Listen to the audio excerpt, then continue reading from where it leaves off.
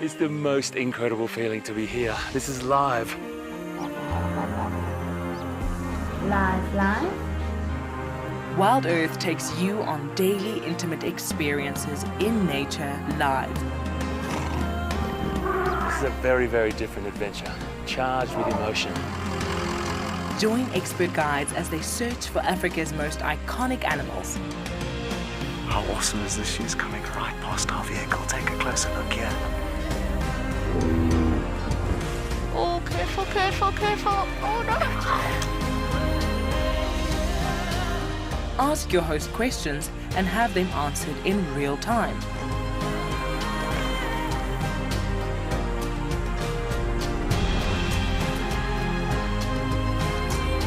Join us live every day on WildEarth.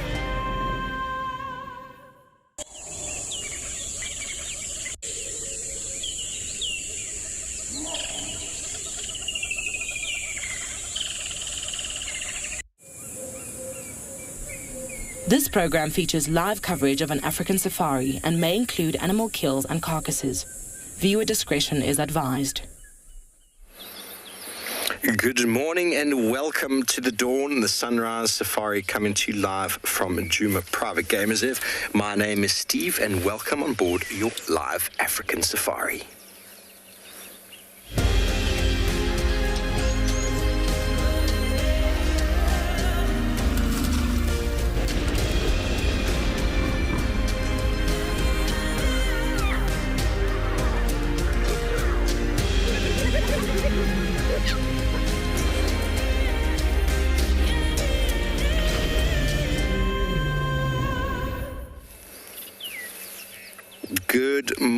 Good morning and welcome to all of you on this wonderful Wednesday morning, the 28th of October, 2020. It is a beautiful, glorious day. The sun is shining with some majestic clouds in the sky.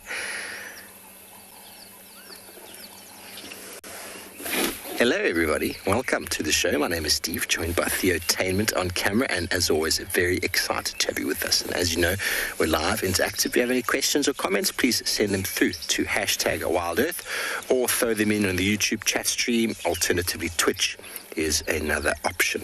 Now, we're following up on tracks of the Nkuhuma Pride from last night. I found some tracks on the western side of quarantine. They were up and down, going to see if we can figure out where they've gotten to. No doubt they were hunting. They like to come onto quarantine to hunt the impala and wildebeest that sleep there every night. But they don't always get it right. So we're going to do a few loops around and see if we can cut their spoor and see if we figure out where exactly it is that they've gotten to. But in the meantime, I'm just going to keep quiet for a moment and allow you to enjoy the sounds.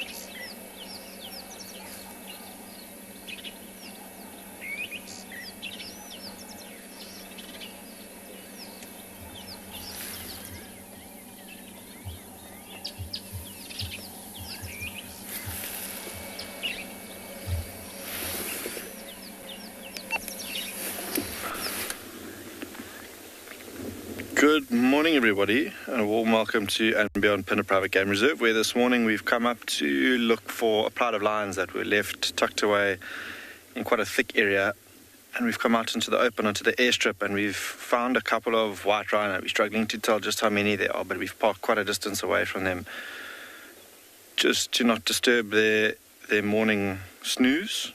And you can see a couple ears twitching around, just listening to their surroundings. But there you can see a better picture of where we are up here on the airstrip. My name is Matt, and behind the camera this morning we've got Gerrit. And yeah, like I said, we've come in search of lions, but as of yet, no such luck. But we have come across these white rhino who are still fast asleep on the airstrip, just enjoying the cooler weather this morning. We've woken up, it's quite overcast, the wind's starting to pick up a little bit now as well. And we can count at least 3, saw a bit of a tail flick there. There's one's ear, now that I'm making a little bit of noise just tuning in. On the right hand side, so you're counting at least 3, and it looks like they're lying in a little bit of a triangle.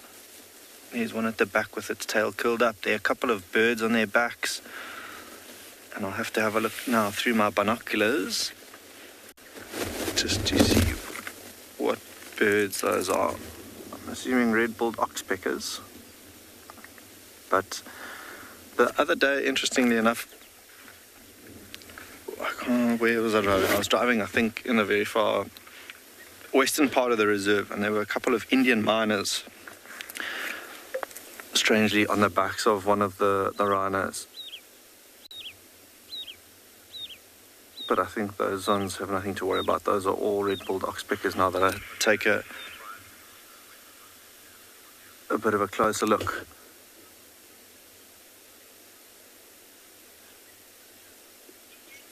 I'm going to maybe leave the 3 of them in peace and see if we can't find those lions this morning while it's still cool.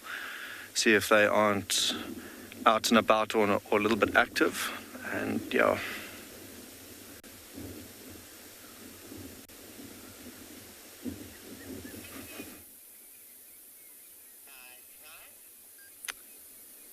So, looking at red-billed oxpeckers early morning, usually come out from where they are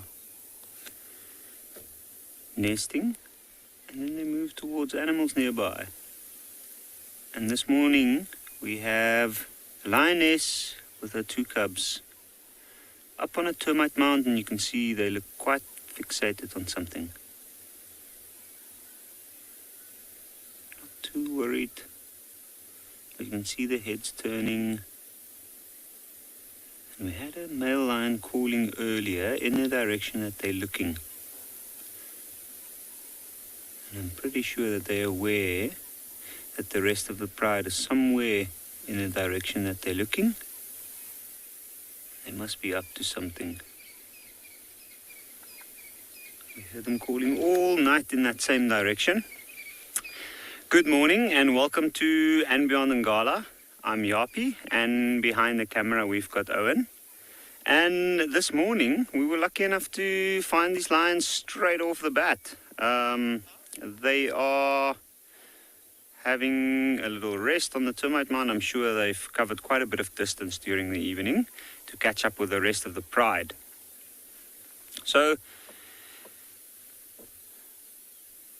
we have quite a green Ngala over the past 2-3 weeks, and we've had a lot of rain in this area. And you can just see with a little bit of sunlight and mist in the background, and that bright green of the grass on the termite mound that they're laying, that the sun catches. So with this rain that we got, you can see the little one starting to get bored. He wants to have a drink, but Mom doesn't look too excited to help him out. So with this is an interesting time, especially for young lions like these two. And these two are about 7 months old at the moment, and they have not experienced the rain season in the Lowveld yet, and they're about to. This is a really tough time, especially for a young lion. This is a time where prey is abundant, water is everywhere, but prey is also strong and healthy, and they have a lot of food, which means that the animals travel. So the lions itself, we've experienced over the last 2-3 weeks that they've been split up quite a bit. This pride being 18 animals in total. they've been split up quite a lot. And this young lioness, which is the youngest out of the older 5 lionesses, she must have had quite a struggle with her 2 young ones to try and keep up with the rest of the pride. And that's why you can see those ears are quite alert. She's busy listening out.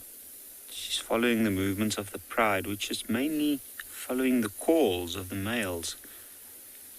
But during the evening, we've been hearing them calling all night, and it sounded like at least one male was calling from the same position, more or less. Just have a look at all those flies. Well, at least I think they're flies.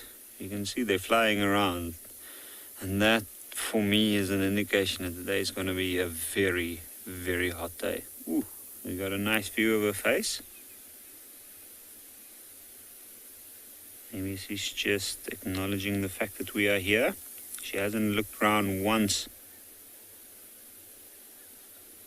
But how beautiful is that scene?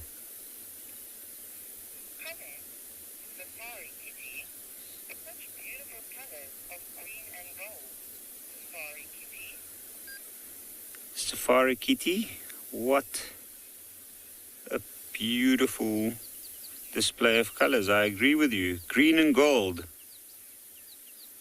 Just to have a look at that.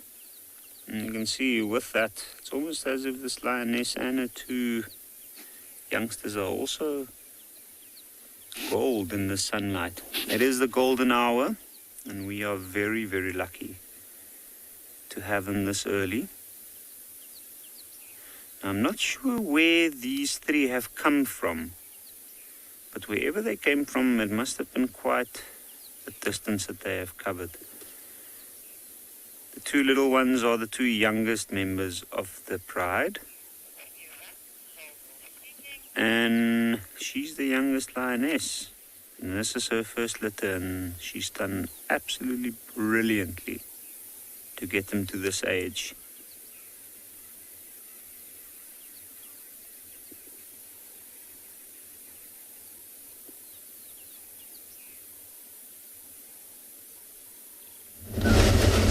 Great to see when a female is successful and has managed to raise her cubs to an age where, well, they can start to kind of take care of themselves a little bit. So very, very, very true.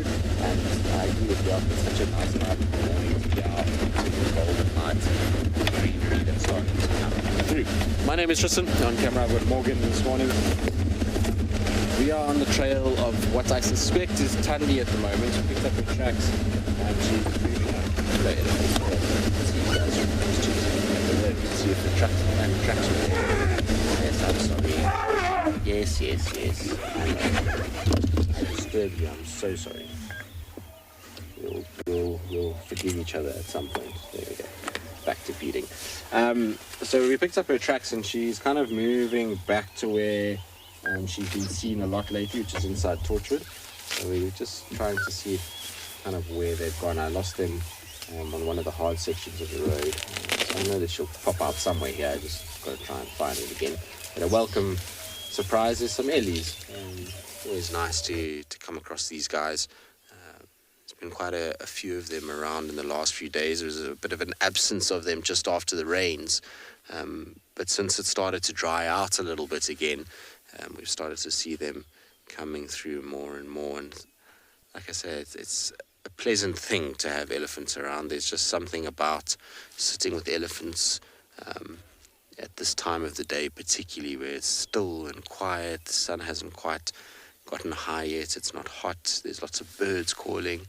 It's just very, very, very peaceful when being with them at this time of the day.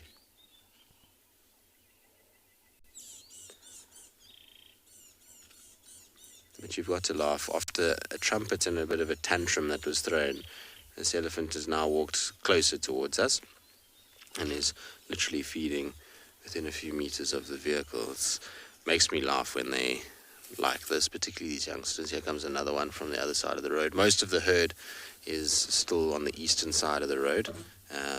You'll find that the only 3 of them that are on this western side at this stage. The rest are still coming down the kind of hill towards where we are.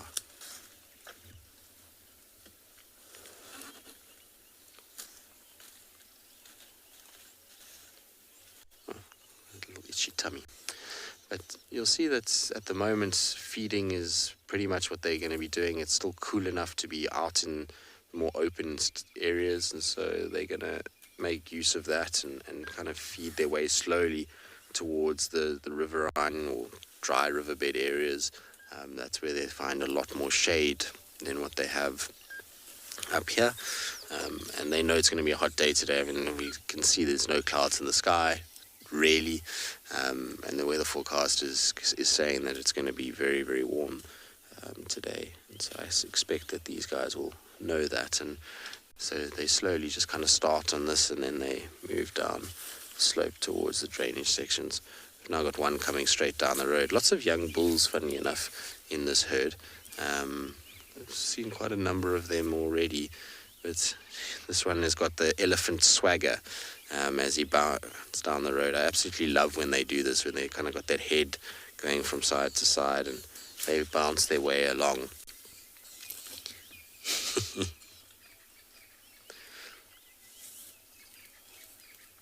It's going to be met by its friend, though. There we go. And there will in all likelihood be a bit of pushing and shoving. Trunks will go into each other's mouths. There we go. It's like the little elephant handshake. Okay, we know who you are. All is good. And then they will kind of have a bit of a greeting, and off they go. Sometimes you find from here they then start to push each other around a little bit and start to kind of make trouble. What do you want? This elephant, there's one elephant right behind us that's busy sniffing the back of the car. Obviously clearly taken with this vehicle. And I've said this before, is that these vehicles that we have, these smaller little vehicles with this antenna, for some reason the elephants find it the most fascinating thing. I've spent a lot of time in Africa and had a lot of different ellies around me, but they seem to come much closer to this car than they do other vehicles. Maybe it's just because it's smaller and more compact that they do. Now, Limp Gimbal, you're asking, do elephants yawn? So yes, they do. It's just not very noticeable. You'll find that every now and then you can see, particularly the baby ones, you'll find that their little mouths open, particularly early in the morning. So it is possible, but it's just not a very easily noticeable thing with ellies because of the kind of shape of their mouth. Oh, here comes trouble now. There's going to be another one joining in.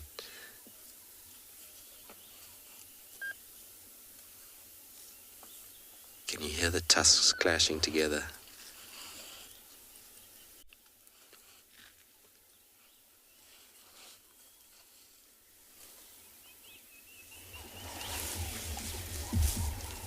Oh, this is magic.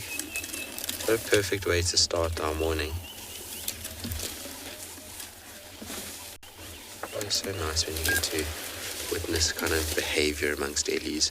That's one of the reasons why I absolutely love spending time with them.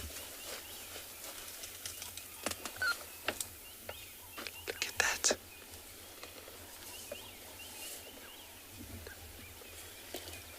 I'm just keeping quiet in the hope that you can hear some of the sounds.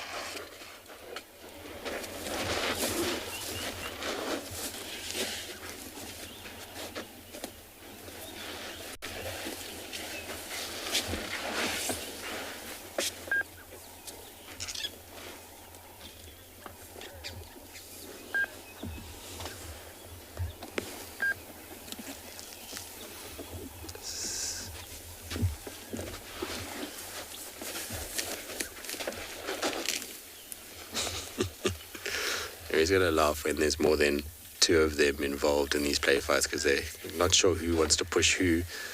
So you often get a situation where two gang up on one, which is what's happening at this stage. But fascinating to watch. And it's like I was saying with ellies, is the more time you spend with them, the more you get to watch these kind of complicated social interactions that you see here.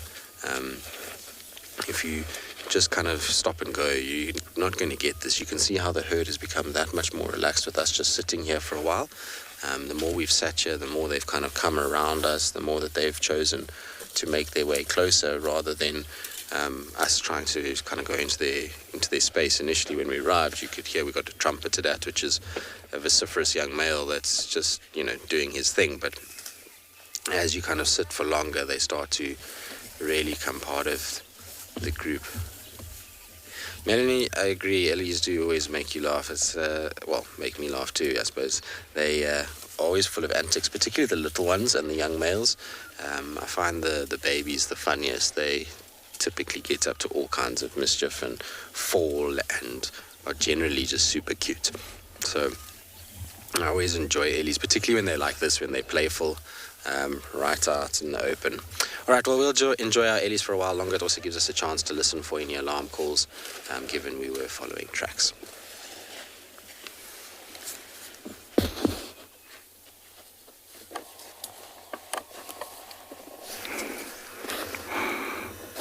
Well, Jumbo everyone, and a very good morning. Welcome to this side of the world, the beautiful Masai Mara, the Mara Triangle. Here I have a beautiful, Jaco puppies. Jumbo, my name is Isaac, and on camera is Bungei. And today we're here at the marsh. Our main aim is to try and find Bahati. We haven't seen her for 2 days, and there is a bit of pressure mounting on us from nobody but ourselves. So we have decided to look for Bahati. Hopefully we can find him. But to start with, we have jackals here. Remember to talk to us on #WildEarth. Questions and comments are really, really welcome. Or you can also send in your kids' question at Kids TV, kids' question at WildEarth TV. Our temperature this morning in the Mara is 16 degrees Celsius. Perfect weather to start the day. Here I have the cunning, the cheeky, and they're always active. They seem to be always to have a sugar rush. They're always running, the silverback jackals. These puppies have been, hanging around but this particular area for the last 2 months. I have seen them, and they're doing really, really well. They've grown up to be almost adults now, but they're moving, very long distances.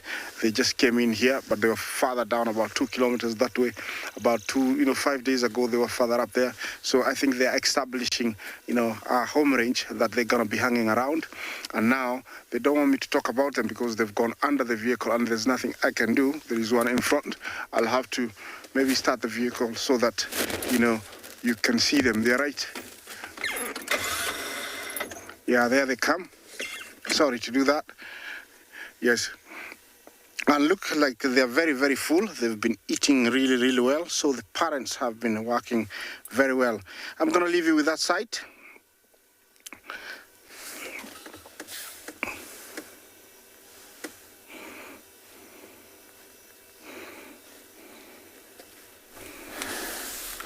Good morning and welcome to the Masai Mara here, where we have very cold morning. My name is Tim, and behind camera we have Big James. Very chilly weather today. I'm trying to look for cats, and when it's this chilly, you don't actually get to see them because they'll also be hiding, trying to get some warmth. Now, over on the edge of the Ololo escarpment, I can see some zebras, lots of zebras actually, and wolves maybe over in the distance. It's about 16 degrees Celsius and about 61 degrees Fahrenheit, making it a little bit difficult to spot cats. But I'll see what else I can find. At this time also, they can also take an advantage to go out and hunt. So probably maybe might find them walking on the road or maybe snuggling up somewhere. So just be driving slowly to see what I'll find. I can't see any vultures around, so it means that there's no kill. Or maybe they're waiting for the thermals to soar up in the air. Elephants have not yet started coming down to the marshes. You can see the grass has been wiped out here. The big herds of wildebeest and zebra came and walked through here.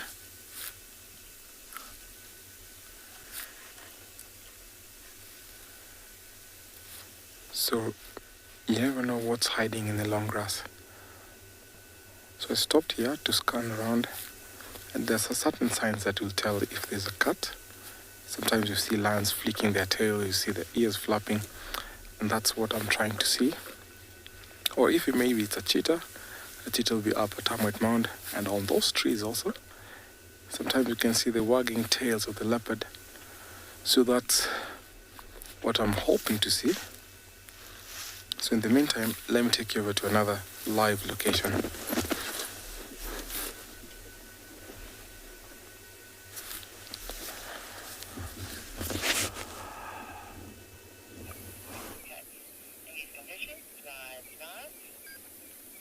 Talking about difficult to spot cats in this condition.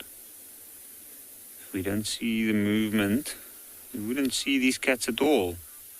And that's the most amazing thing about this area. And just as Owen's zooming in a little bit, you can see the whole scene lights up. And it's got that very romantic atmosphere with the mist in the background, the bright green of the freshly sprouted leaves of all these trees. And as you can see, look at the light reflecting off all the spider webs in the area. And look, these two cubs have just passed out. And I do think they've covered quite a bit of distance during this evening. And they're probably quite tired after a long evening of following Mom. You can see the mother's still quite determined. Ears are up. She's looking in all directions. She knows that somewhere nearby, at least a few members of the pride might be. You can see she's just lifted her head a little bit. Oh, there's a breeze coming from that side. It might be that she's picked up on the scent of something coming from that side. And where they are, it's quite thick and dense, but this area is actually an area with a lot of clearings, and it's not far from the Timbavati riverbed. And this time of the year, this is where the best grasses grow. So large herds of impalas, male wildebeest. Lots of animals move about this area at the moment.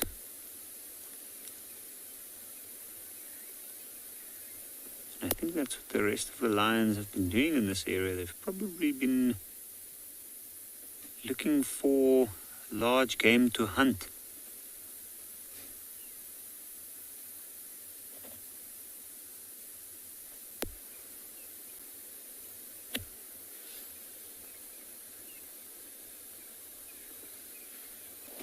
What an absolutely amazing scene. And you can see as we zoom out a little bit, they practically disappear.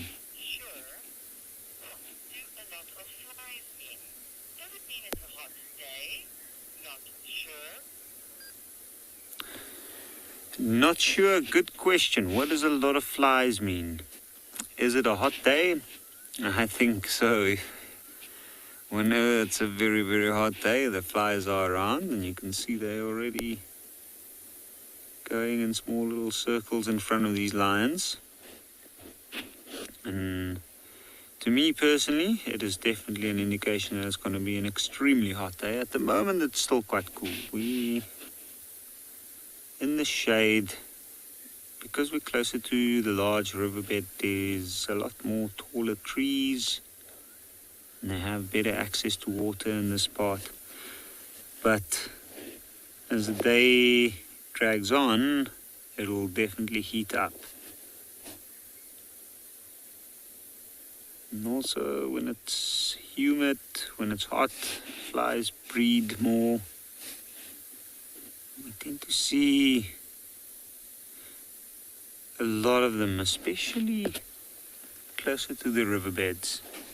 There's also a lot of large game, elephant, rhinoceros, and all the antelopes, nearby, they drop their dung in this area. Now the dung, I know it's something that you don't necessarily see, but it is something that attracts a lot of life on a small scale. Dung beetles and flies. The flies breed in the dung, a lot of them. And that's why this is the time of the year for insects, for sure, if anything else. Now, at the moment they don't show any signs, but in about an hour's time I'm pretty sure we'll see these 3 lions with the ears flicking, tails flicking. The flies will probably seriously start to bug them.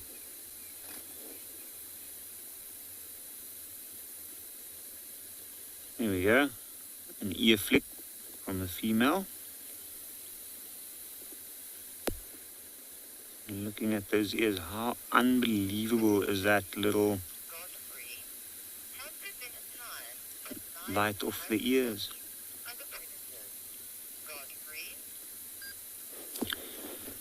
Godfrey, that's a very good question. Lions in this particular ecosystem, or at least in the African bush, the lion is a top predator. And they do on occasions eat other predators. In fact, some lions reach a point where they are so aggressive that they might even kill and eat other lions, which have been recorded. But myself, I've actually had a chance before where I was tracking a pack of wild dogs. And I know that in this particular area, wild dogs' mortality rate, a lot of people attribute to the effect that lions have on them. And I've had it before where we were tracking wild dogs and we followed the tracks in off the road, and the next thing we picked up on the tracks of 2 lions. And all I found was the back leg of a wild dog. And the rest of it was completely consumed. So on occasions they do, but it's not necessarily the norm. I guess it depends on the cat itself.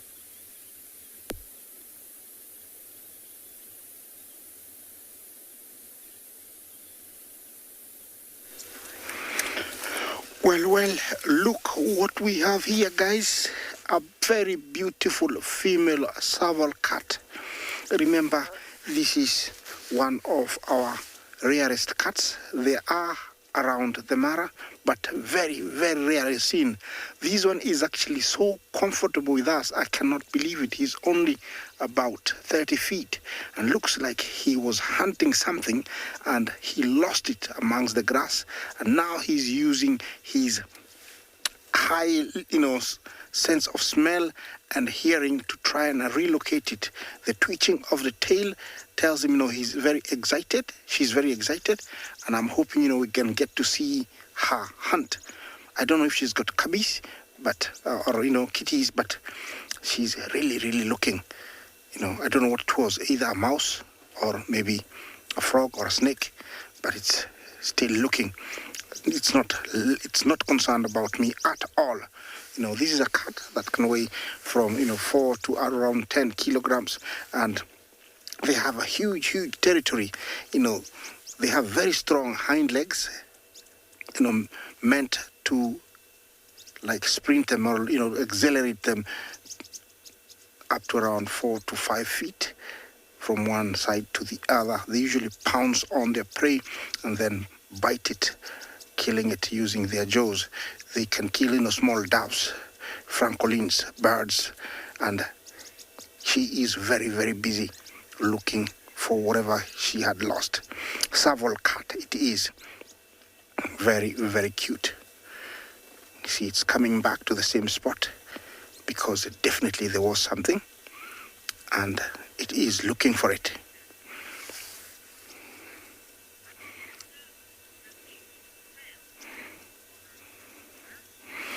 Al Ramo, why do they have, short tails? It is their nature. This is a cat that doesn't use speed, so it doesn't need a long tail like the cheetah or the lion or the leopard to try and help it balance. Here they pounce, so the tail could be a hindrance.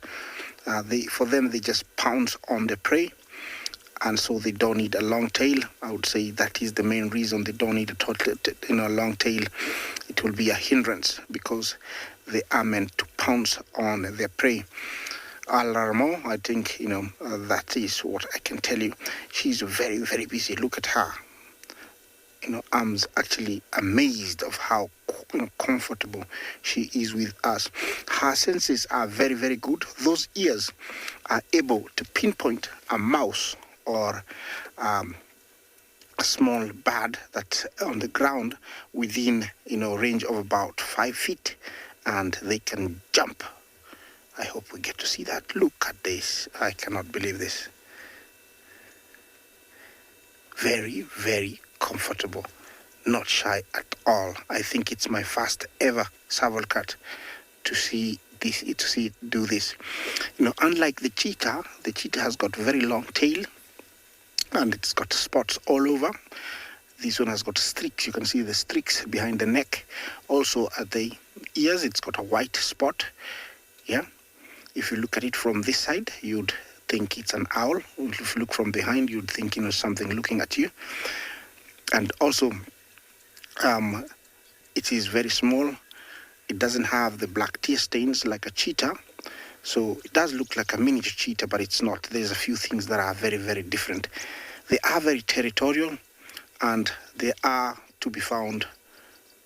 Did you find it? I don't think so. Or maybe.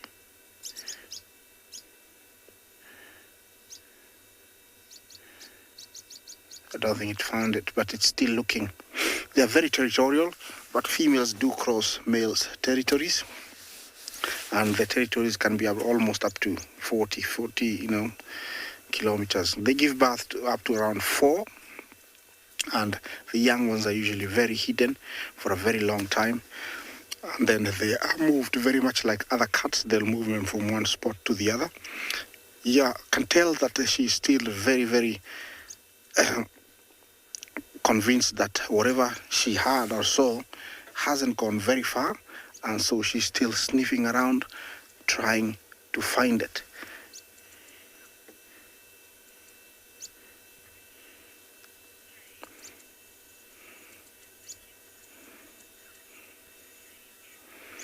Is that KF Jumbo? What is the kill rate of a Tswalu? Well, it's much higher. I would give it around 70%. So it's much higher than cheetah, than lion. Leopard is almost 80, 90. Wild dog is very high, hyena is very high, but Tswalu cat, I would give it about 70%. It will kill its prey. They are very successful in their hunts. They are able sometimes even to, like leap high and swat birds that are flying really low, but that is not their full technique. Their technique is to leap. High jumpers, they will leap long leaps to make a kill in the grass. I'm sure, and by the behavior she is portraying, that 100% whatever she had is still within, because she's been circling that area of about 30 square feet and going around trying to sniff whatever she had. And definitely for sure, because the first time I picked her, she was pouncing in the grass like she was almost to catch it. See how the ears are moving? No. Still looking. It's gonna come back towards us again, because this is where it started. This is just amazing, guys. To see Tswalu cat give us a full show like this and not shy off. It's super cool.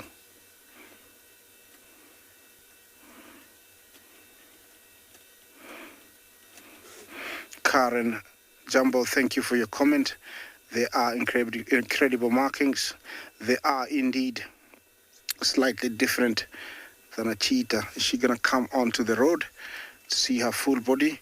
Yes, I think she has given up on that hunt. And now, see her hind legs, how muscular and thick they are. They are meant, to accelerate them and, so that they can pounce on something. Very long legs. This is a cat that people have tried to domesticate, but it's very, very aggressive. I've never been close to one, but yeah, it's a beautiful one. Look at that. It's given us a full show. Thank you very much, madam. Now it's off. Trying to go find something else. That was a failed one. I think it's one of those failed ones, so it's still got 60 to go. So, hello. We have them here in the Mara. There are so many, but the long grass, really, disguises them, so you can never see them. Do you hear it? I just coughed, and the reaction was unbelievable, and it's a very, very long way. Tells me that its ears are very, very acute. You can hear me really well. I'm going to follow it for a little bit because it's not always that you come across a very comfortable travel cat with vehicles, like this. Or let you enjoy that travel walk for a little bit as we take you to another live location.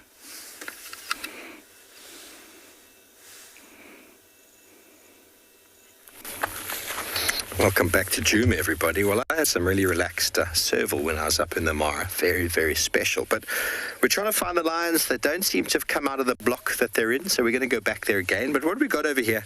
Very classic sort of indication of hyenas lying down. Here's the two front feet of a hyena, and the body was here. And the two more feet over here. At least one, two, a whole family of hyena were just lying right here in the road, listening.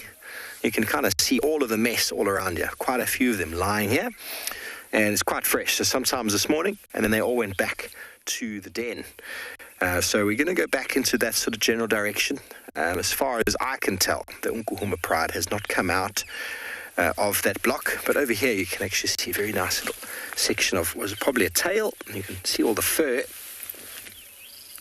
And you see all the little fur stripes in the sand there. I love these little tracks. Morning, and this hyenas, after a long night of moving around, you'll often find them just sitting in the road listening for whatever sounds there might be out there. And they're also thinking to themselves, the lion's over there, we're just going to wait here until they leave. There are tracks of a male lion heading south, so we're going to go back in that direction. Oh, thanks everybody. It is my birthday. I do appreciate all the well wishes. So let's see if we can find some lions. Theo? Let's get back on. Okay, I'm going to do one more loop, and then I'm going to go back to the block where we left the lions, and I'm going to do a little bit of a walk in there. See if we can find them. Yes, you heard what I said. Just see if they haven't snuck out somehow. Otherwise, they are exactly where I think they are, which means not very far from yesterday, which they probably caught something. But they do sometimes have the tendency to sneak out of these blocks and walk on a very hard patch, and then you miss the tracks. Don't like to miss tracks, but it happens. It happens. Tristan is working on some leopard tracks in the east. All the other guys have gone north and east, so Theo and myself are going to find these lions. That is the mission. Is that all right with all of you? I hope so. I know it sounds like looking for lions, but I want some action on my birthday with Djuma Pride.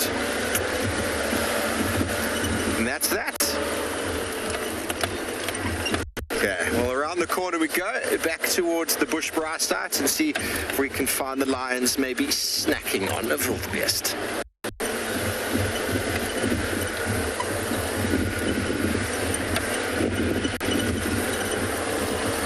Welcome back to the Mara.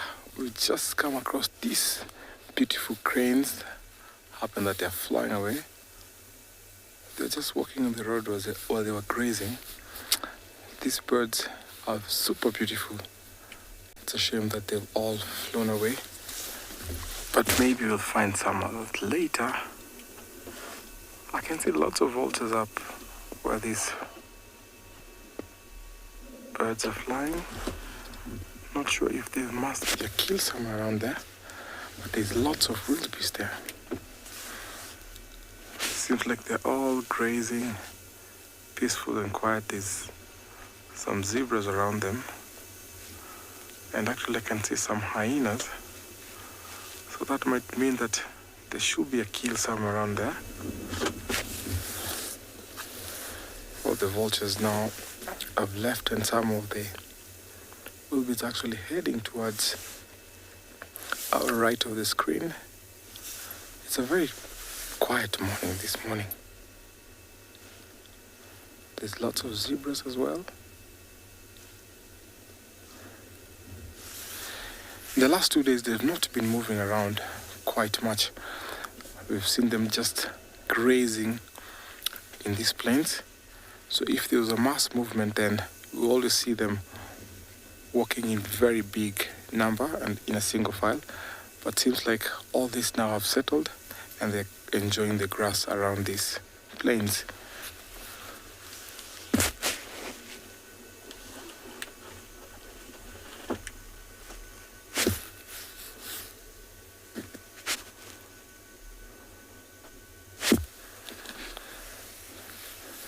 So I'm sure by the time they utilize the grass that sprouted up after the rains, they'll move off to another area.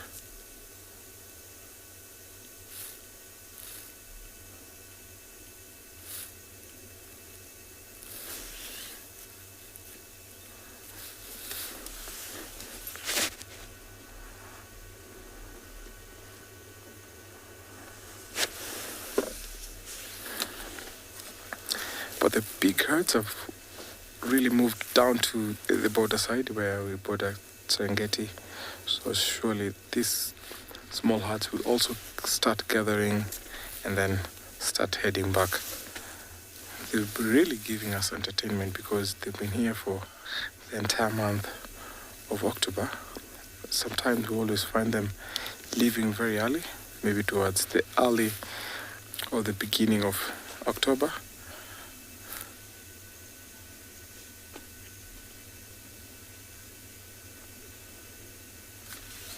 Karen, thank you for your message and question. So the Maasai Triangle, the Mara Triangle, is actually in a shape like a triangle, where you find that it's bisected by the Mara River, and then towards the west, there's the Olololo Escarpment. So in the entire Mara region or Mara ecosystem, you find that when Olololo Escarpment is to the right, so it really bisects that inner shape of the triangle, bordering Tanzania, and then bisecting that on the Mara River. So it forms something like a triangle. I'm just trying to get you a map. I have a map over here where we can actually see very well.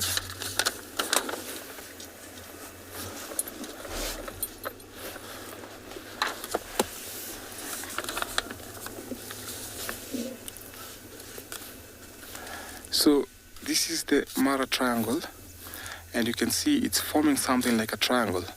So we have the Olololo Escarpment, which is to our right, or the Sierra Escarpment, and then over to our left is the Mara River.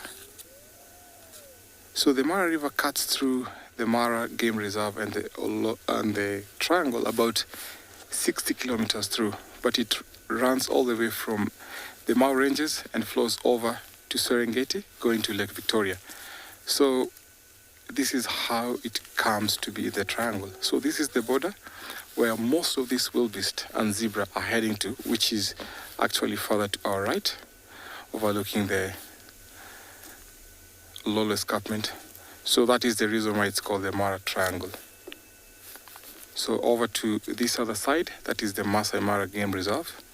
So when the wildebeest and zebra cross over, they cross over at some of the crossing points, which are along the Masai Mara River. So That is how the Mara Triangle got its name, because of the shape and how the Mara cuts through and the LOL escarpment.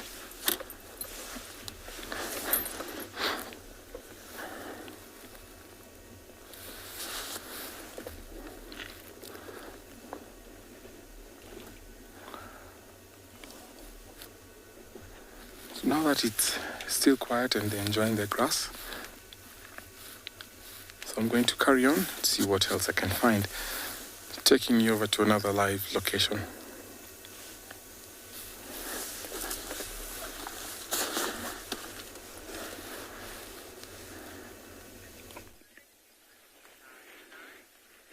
Good morning and welcome to Tswalu Kalahari. Another beautiful morning here with the temperatures about 22 degrees. This morning we were very fortunate to be woken about the lion roar towards the corona back in the background there. My name is OBAKENG, and behind the camera we've got Dave. Plan for this morning would be obviously to follow and try find those lions that woke us with the mighty roar of Africa. So let's pursue them and see if we can find any evidence like tracks or so to see how far they've gone or where they've gone. It would be a nice follow-up from the segments of yesterday with the cubs and so on.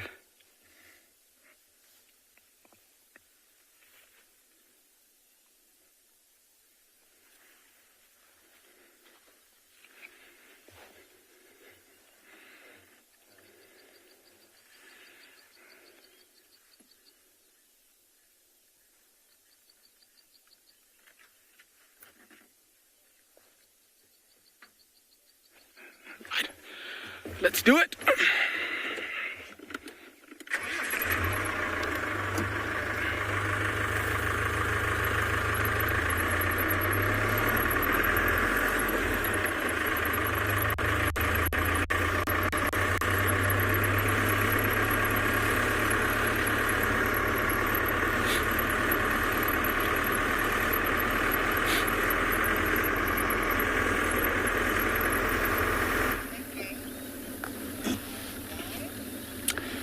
So we've left those three lions, and they are still very relaxed on that termite mound.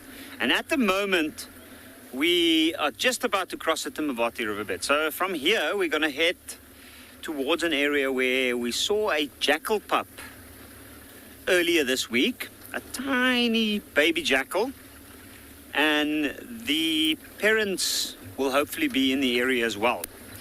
But we've just picked up on tracks of a female leopard.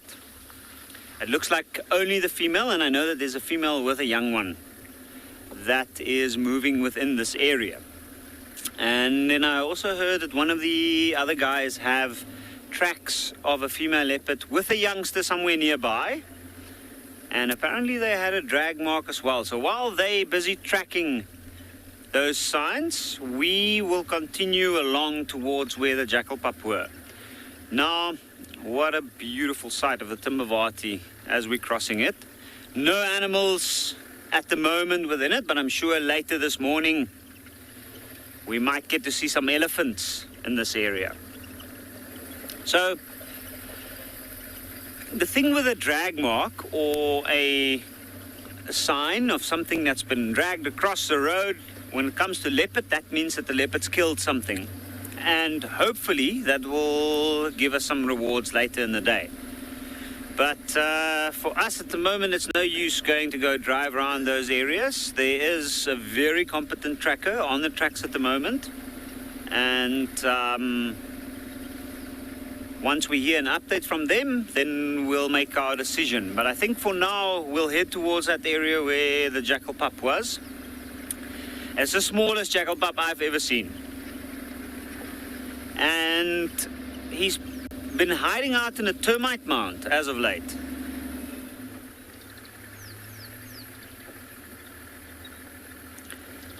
Now this particular area that we are is quite a busy area. It's a little bit of riverine forest. In fact, talking about a busy area,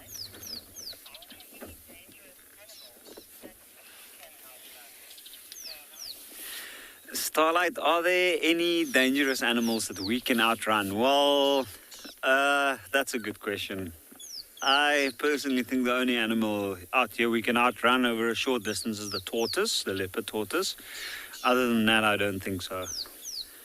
I'm going to have to think about that one, but I don't think there's anything we can outrun. I actually just stopped here because there is a rattling cesticula calling in this area, a small little bird. And like I was saying earlier, this is a brilliant spot. It's a riverine forest around this area, and it's very, very busy. Even though we don't see any animals here at the moment, there's a lot of signs of animals. I can see signs of buffalo bulls, some tracks on the ground. I can see some dung on the ground, and then it's a very, very dense area. So elephants, and also, of course, the leopard. This is the area that the leopard prefers. It's nice and dense. There's open areas in between, and that's where the impala is moving.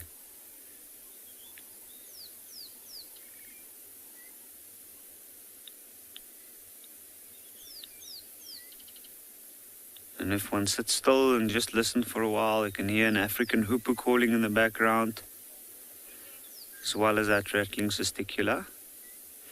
And I think from here we're gonna continue along and head into that area where we know the jackal pup's been over the last few days.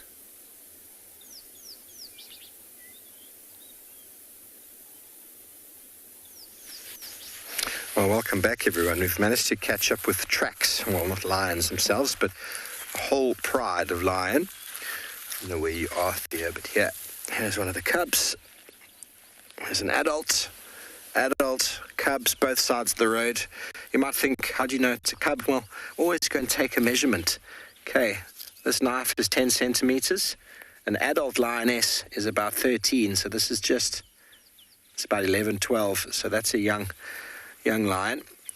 The cubs aren't that small anymore. Their feet are actually very big, lots of boys, whereas the lioness is over here, is much bigger, and that is definitely closer to 13. And there's a whole lot of tracks here, a whole lot of tracks there. They're all heading sort of south and east towards Twin Dams. Somehow they got out of that block. They walked towards the hyena den, and they were probably hunting inside that block. When they do hunt, they sort of spread out. They must have gotten across quite a hard patch. Didn't see them, but we did another loop and we found the tracks coming south. So let's go see if we can find them. I'm excited. Both sides of this 2-track road, there are tracks. So the whole pride. Once they hunt, they sort of spread out and then they come back together into like a nice line, and they walk, and then they stop, they hunt, back into a line. And the cubs at this stage aren't getting involved. They might, the two older boys, a little bit, but they're not really that proficient or that good at it at the moment. So they just stand back and wait. These are super fresh though. They got a little shininess to them on the ground. And they like to follow the roads when they do move like this, much quieter. They can walk in silence, and then if they hear anything, they can go into the bush and track it down. So we're going to carry on with these tracks. They're heading straight towards Twin Dams and our southern boundary. Let's hope they haven't crossed out.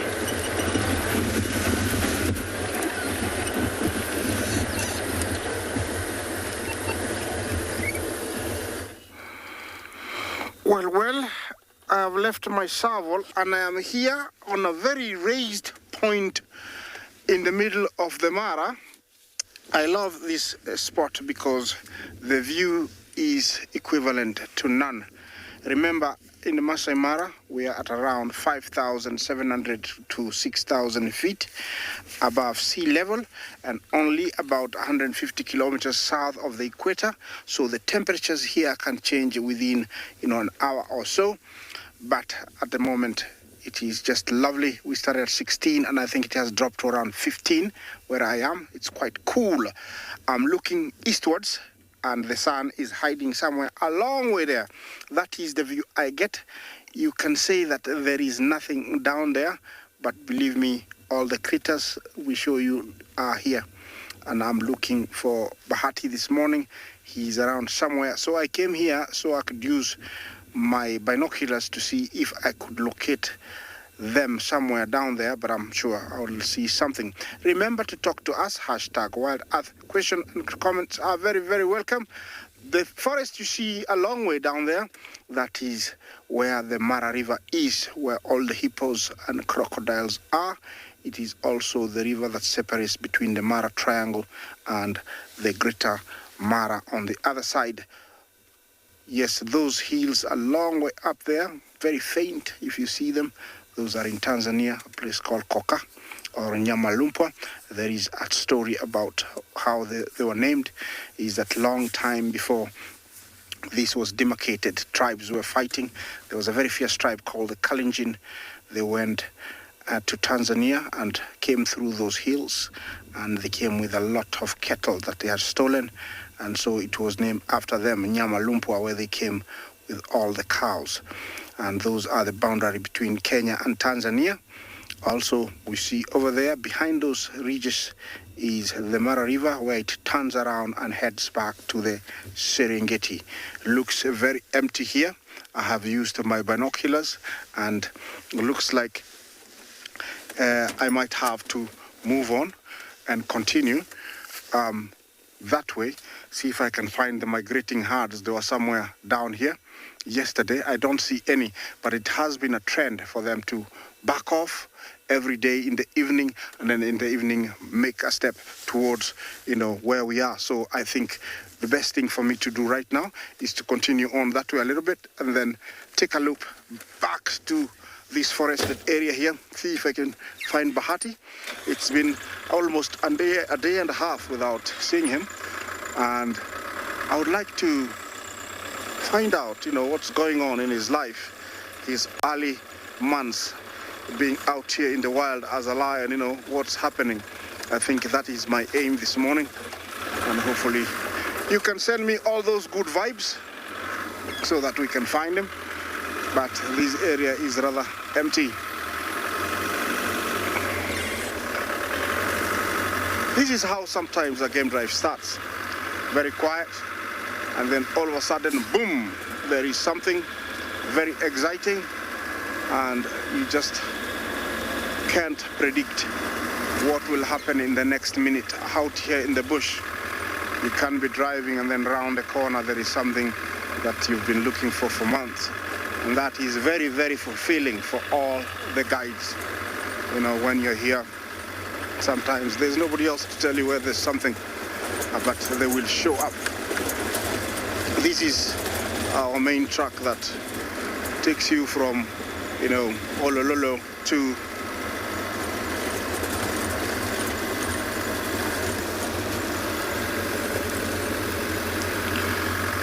Is that K-ish? Can you tell us a little bit about the trees and the plant life in the Mara? Well, about trees, we have very many trees, and some of them are very medicinal, and some of them have got other uses. We have one called Tenchananthus camphoritis, or wild camphor. It's used as an underarm deodorant, so you don't eat your underarm deodorant. Just take a few leaves, put them under here, and when they rub with your body, they leave a very fragrant smell that leaves you very, very fresh.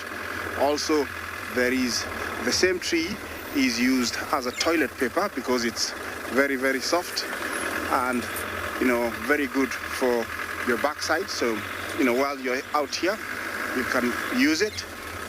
We have another one called Teclia simplicifolia. It is used to make clubs. Each Maasai carries a small club. It's a sign of, authority, and it's made from this very hardy tree. And also the leaves are used to make, a concoction to heal malaria. We are not allowed to get out of the vehicle in certain areas here in the Mara, but I'll be hoping, to show you some. And here, Bungay can show you this little flower to the left here.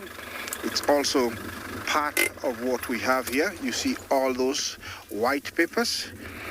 It's called the tissue paper flower. It is not papers. It is a flower. Resembles a lot of toilet paper, and so it's called the tissue paper flower. It's a parasite. It actually hosts on the grass and lies there dormant for a very long time, and then when conditions are perfect, it blossoms. Also, that one there, you see it in the middle, that is Solanum incarnum, or the Sodom apple, does produce some yellow berries when it fruits, and that one is used for medicinal purposes. I don't know, I might lose you, but I'll try and pull it out. There's so many, so if you allow me to pull up that one, I'll do.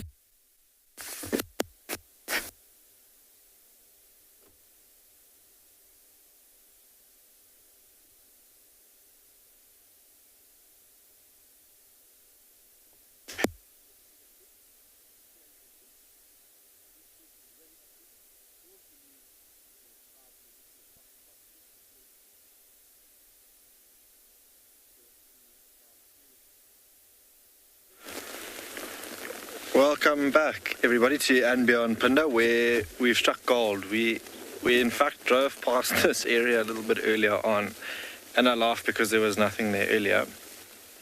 But judging by the full bellies of these three cheetah, in particular, you can have a look at the one on the left hand side.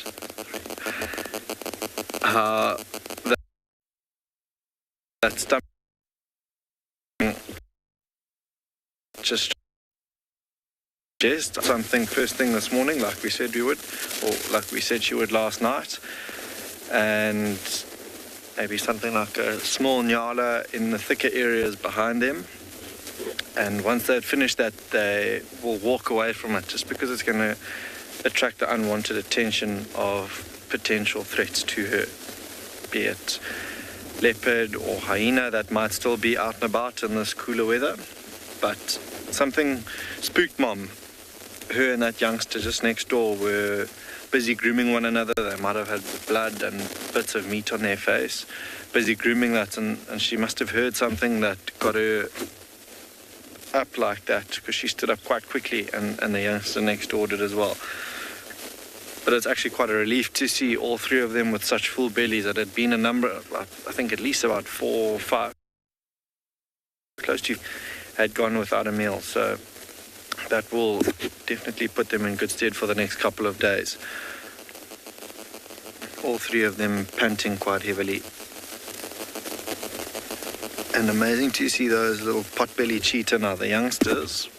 Mom, if she did catch something, I'm not too sure what it was, but would have catching her breath, while the youngsters would have started tucking into that. And they'll actually gorge themselves, eat as much as they can, as quickly as they can, just because the alarm calls from other animals, be it Ngala, monkeys, might attract things like hyenas or leopards to her. So they'll eat as much as they can, as quickly as they can, and then once that's finished, they'll head out into the open to rest. Those being a bit more of an overcast, cloudy day, a lot cooler this morning, they'll lie out in the open where they can see things coming from afar, because I definitely don't think they'll be able to reach those top speeds with bellies as full as they are. You'll see the odd of the tail.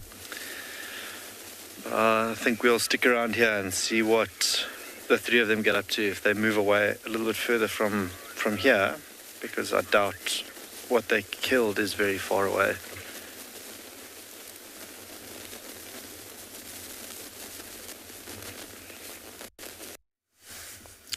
Well, I lost you guys. The gremlins got into me, but yes, I was talking about this flower, this shrub here. It's called Solanum incarnum, and it's also medicinal. This is the fruit I was talking about. As a youngster, this is a toy that is very prized, because you collect a lot of this and you make 2 holes, and then you can throw one in the air while you take it to the other hole, so it becomes a toy. It's eaten by Thompson's gazelle, and elephants. But this Solanum incarnum is medicinal. When you're out there and you have a very bad tummy, uproot this. The root usually is a taproot. It goes deep down, and you just clean it a little bit, chew it, swallow that. Actually, it activates your stomach, and you'll have, So it's a very, very medicinal and very, very useful, and it's found here. So we do have quite a lot of, plants that are medicinal here in the Mara, scattered everywhere. I'm gonna continue on because anything is possible around this area. I call this the killing fields because lions love to hunt. This is where the Mugoro, the Olololos all come to do some hunting. I'm gonna continue on a little bit, see if I can find some hyenas maybe here while I look for Bahati.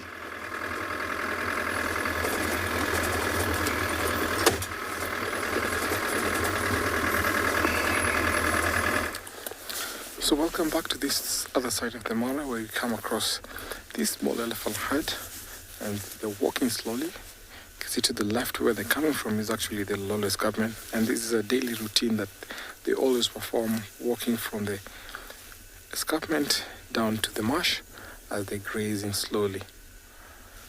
And then later on in the afternoon or evening, they'll start heading back. So right now they've stopped to graze. You can see these calves are actually enjoying the grass, but that tiny one still doesn't have that coordination with the trunk. So it's actually watching as the other ones are feeding. Normally they get the good coordination when they're about 2 to about 3 years old.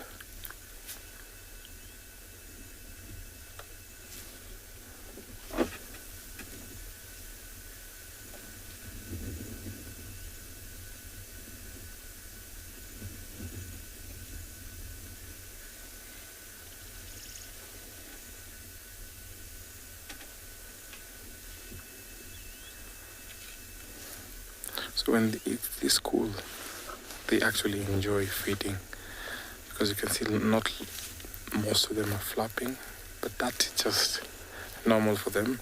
But during the hot times of the day, you see them flapping on a continuous motion.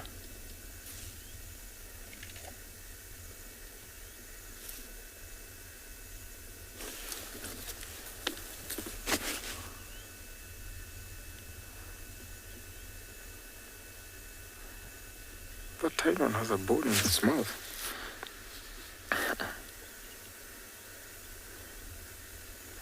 Just dropped it down.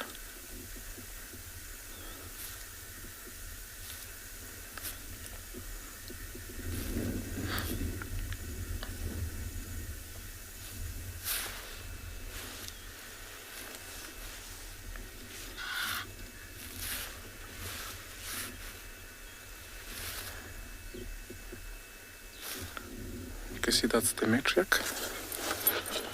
You only tell sometimes by the size. Look at her size. These are the ones that always call the shots. You can see she's walking towards us, and slowly the rest have just changed direction.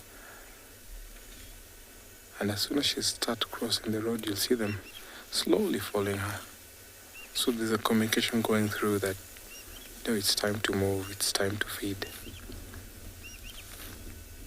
Stop and rest. Very, very interesting to see.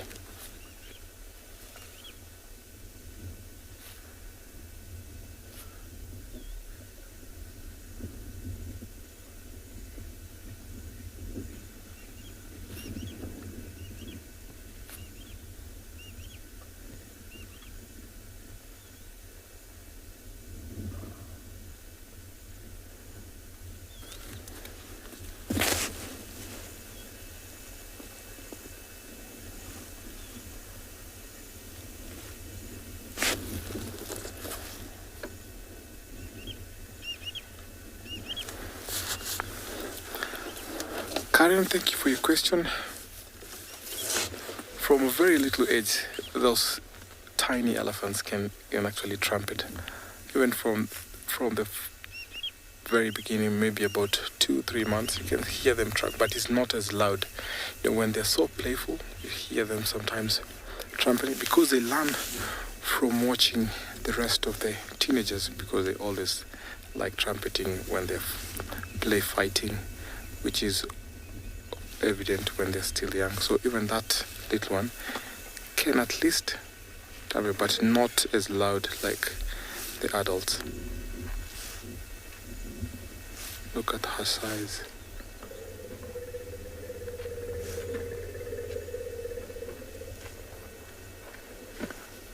There was a soft rumble. That's the vocal communication. Look at how those two are just putting that little one in the middle, in the center there, trying to guard her. So the entire family unit always protects the tiny calves. And these tiny calves will be left to be taken care of and sometimes be disciplined by the rest of the younger cousins and sisters.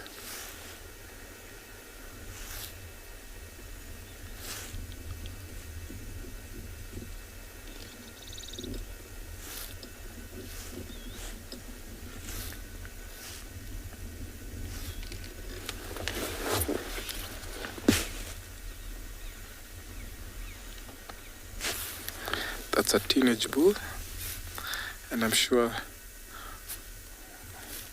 one day in future he'll be leaving this herd, but they always follow their moms. They always be in the natal herd when they're still that age. So I'll put him maybe under 10, because you can see they're still walking together.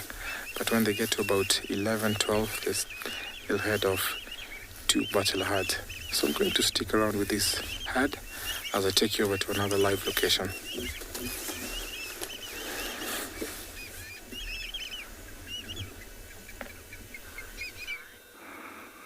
Well, from, elephants to another apex predator of the Mara, who is rather tucked in really well. This is the spotted hyena, and we have been looking for the Olololo clan den, and I've come across a few of them lying in the long grass. So I'm suspecting they might have a den here. But this is the spotted hyena, and mainly it's active at night. They live in clans of up to 60.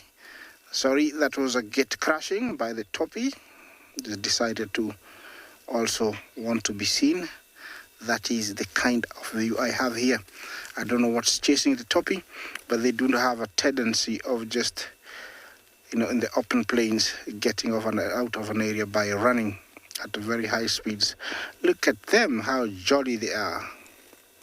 They're very happy. This is an antelope that is rarely hunted because of its speed, and it can hold its speed, You look how it's showing its progress, how fit it is, and how fast it can run. Yeah, looks like it's a break time for them. Toppy, it is. It's one of our large antelopes that we find here. Okay, I'm sure they're happy now that we have made them famous a little bit. And back to our hyena. Hyenas will rest like this in the morning because it is cold and they get cold feet, so they try and lie on their legs to keep them warm. This could be a babysitter. There could be a den somewhere, because when they go out hunting and sometimes they don't find something, they will stay for a little bit longer, so they haven't come back, and this could be a babysitter. There's always one left in the den if they are, cubs, just in case there is a lion, a leopard, or another clan of hyena comes by. I'm sure she's listening to me and wondering, how I found out, they're here. Hyenas live for about, 15 almost to 20 years and can weigh up to 80 kilograms. It's a matriarchal society where the female is the main leader. It's a pity, he's just staying there while I talk about her, but I can't blame her. Maybe she had a very long night. And they, females usually give birth. I always say that, the first few days are very crucial to those young ones because they practice what is called, canism or siblicide, where one siblings try to kill the other one, and so it can get all the attention.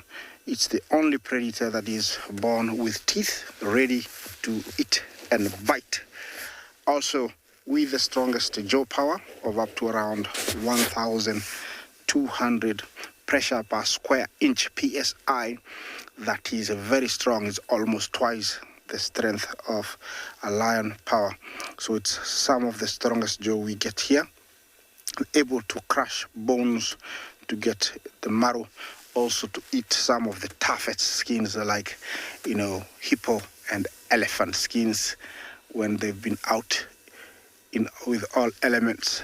They're very dry, but the hyena can chew them, just like how you eat, chewing gum. So they have very, very strong jaws. Very vicious. One thing I like about hyenas, and I'll always be proud about hyenas, is they're the only predators that give lions a run for their money. They don't care about, lions. They will gang up, up to 20, 30, 40 of them, and they'll take kills of lions. That is one thing that I really like about hyenas. And without them, I think the lions will have it very, very easy. Okay, I think it's time to move on. I hope I can show you another very active hyena maybe later on, but it looks...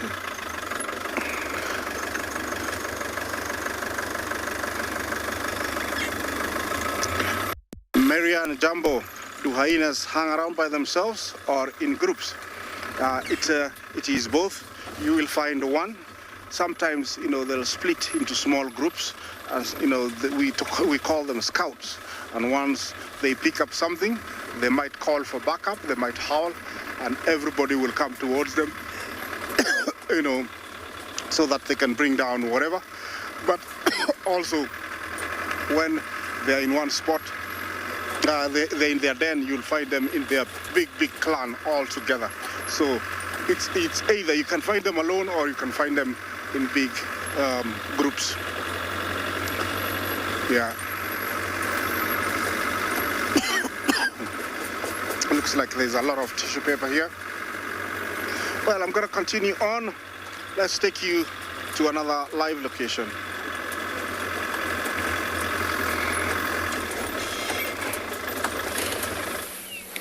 Good morning again and welcome. Happy birthday to me. We have found the lions. We've tracked the adult lionesses anyway. We had the whole pride's tracks a moment before with the cubs. I think they might still be on Djuma. Here we got 7 adult lionesses. Let me count again. 1, 2, 3, 4, 5, 6, 7. No males. And the cubs have been left behind. So they're definitely hunting. There's tracks on cheetah cut. We're in Tortured at the moment, just by the way. There were tracks of a big male giraffe on cheetah cut line. That is, I don't know if it was a big male, but a giraffe dragging its leg. Now, if the lions came across that individual, that would be quite something to behold.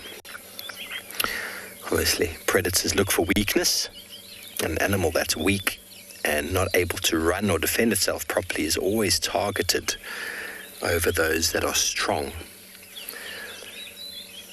But sadly, it's taken us a while to track them down, and we've now found them in their normal mode of slumber.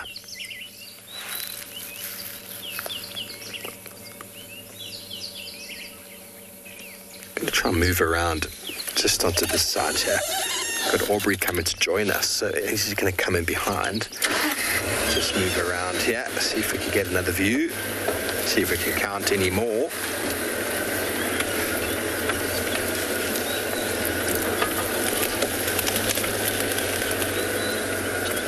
How's that there?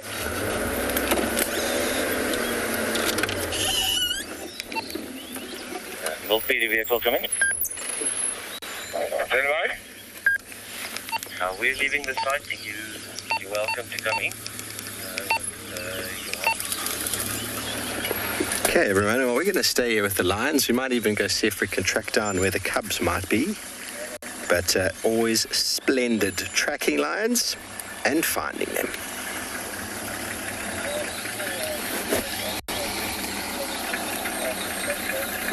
Well, we don't have flat lions, but we do have the best kind of thing to see in the morning, and that is 3 leopards all together. So I'm pretty sure you guys will have guessed who we've got. It's Sabi and the 2 cubs. We've tracked them from Djuma all the way onto Chitwa, and the 3 of them are just meandering their way slowly south. You can see them just disappearing there. We'll just go around and we'll catch them on the other side. It's a bit of a thick block that we're in at the moment, but it opens out fairly quickly on the other side, and their presence was given away by first Impala's alarm calling a little bit, but we couldn't find anything there, and then we just went a little bit further south and a guinea fowl started shouting, and that's always a good indicator of where they are. And so I'm super excited that we've managed to get all 3 of them. These guys have been an absolute treat over the last little bit. So they really have been good to us. So we've got the little male Shasha closest to us, and then Langa is the furthest away, and Mom is kind of in the middle of them. So you'll see that Shasha moving away from us now. Mom will join him shortly, and Langa is sticking right by Mom's side. They'll pop out behind that little thicket. Might just be able to see the tails. There we go. There's the 2 of them there. 3 leopards is just epic in every shape and form. All right, I need to try and kind of follow them here. It's going to be a little bit tricky because there is a lot of fallen over trees from Ellie's that have destroyed this area during the course of the drought, and so we just got to try and kind of get through.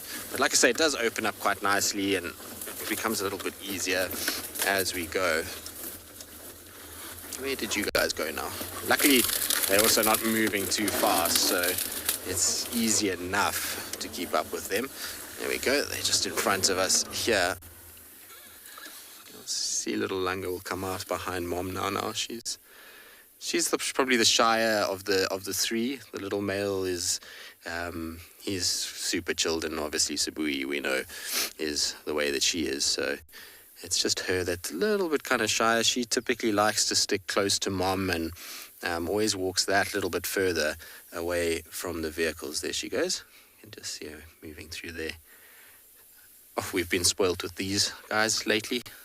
Can't believe how much we're seeing of them. It's really, really nice to see her kind of utilizing areas that we're able to traverse, because anytime you can see 3 leopards in a single sighting is a special, special thing. So really been spoiled of late with these guys.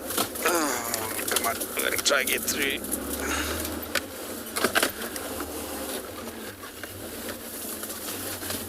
Bacon, you're asking about their names and what they mean. So Shasha, I've got to just remember all of this now because it's something that is not that common. So Shasha is actually not from this area. It's a Shona word, which is from further north in Zimbabwe. It's because the guy that actually gave them their names, look there, the 2 of them are playing, is from Zimbabwe. And Shasha means champion. And that's probably because the little male is such a champion and he gives such amazing views so often. That's why he's called that. And then Langa is something to do with the sun. I'll double check it now just to make 100% sure, but it's sun or sunshine. That's right. There we go. And that's probably also just a kind of, I don't know, reference maybe to that she's like sunshine in somebody's life. I imagine that's where it's come from. So yeah, that's what the 2 names mean. I'm just trying to think what's going to be the best way to follow them through here. I think I'm just trying to see. I know I went through here the other day and I was just wondering if it's maybe going to be better to go around, but I think if we just go in here, it'll be perfect. All right, we're going to keep up with these guys. They are steadily moving southwards to the southern boundary of Chitwa, so I don't think we'll have them all morning, but let's just follow them for as long as we can. Any stations copy me?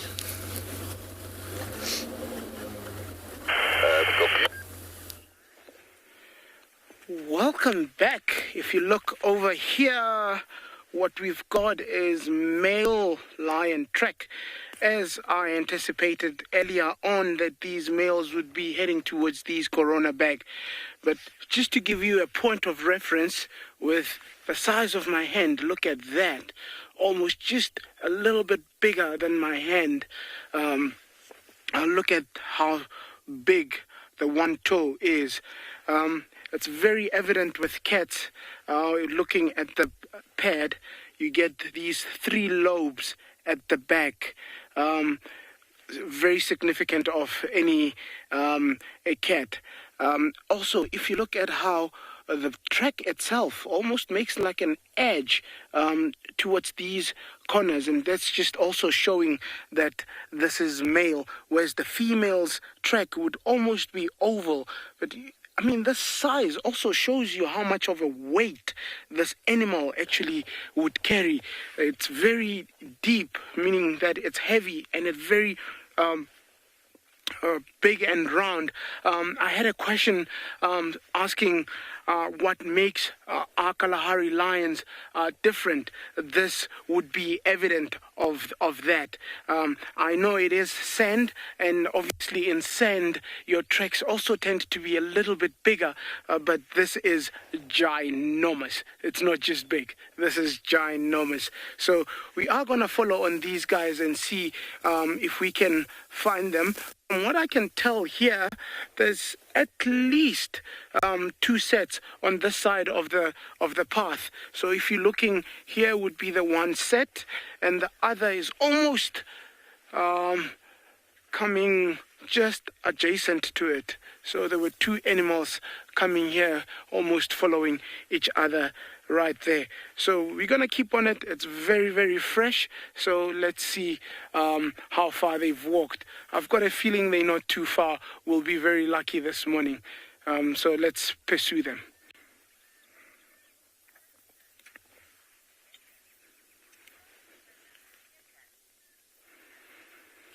Megan, can we visit the meerkats? We are a little bit far from the barrow systems where we'd usually visit the meerkats, but I'll definitely put that at the back of my head, and we'll definitely make a plan about that. I would suggest that maybe we do that this afternoon, Megan, if that's not too much to ask for you. So stay tuned this afternoon, and we'll definitely head to the meerkats. So, without further ado, let's follow on these tracks while they're still hot.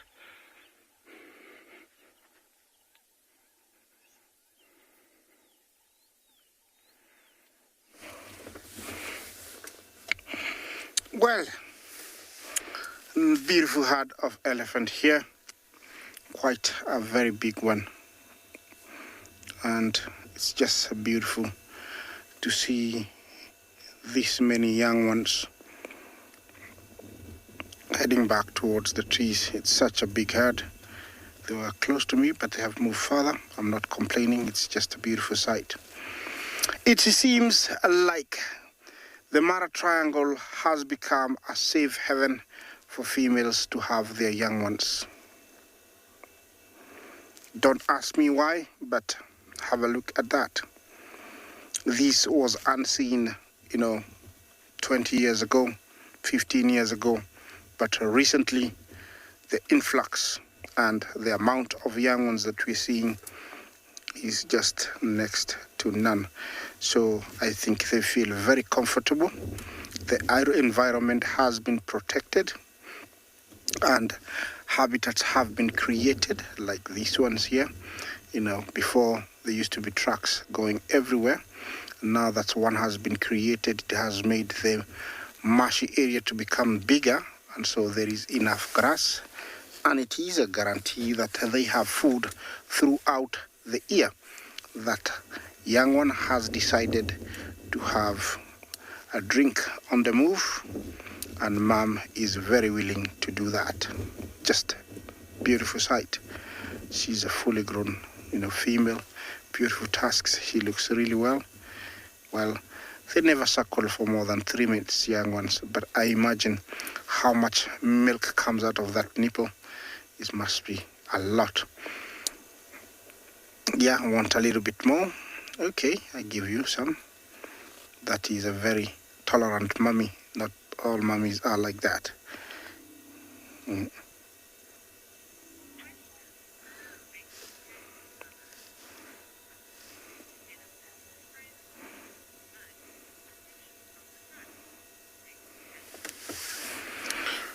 Big cat lover. Jumbo, will the mom cover a young one with mud to protect it from the sun? No. But does understand that the young one needs either to wallow, to cool off, or some shade.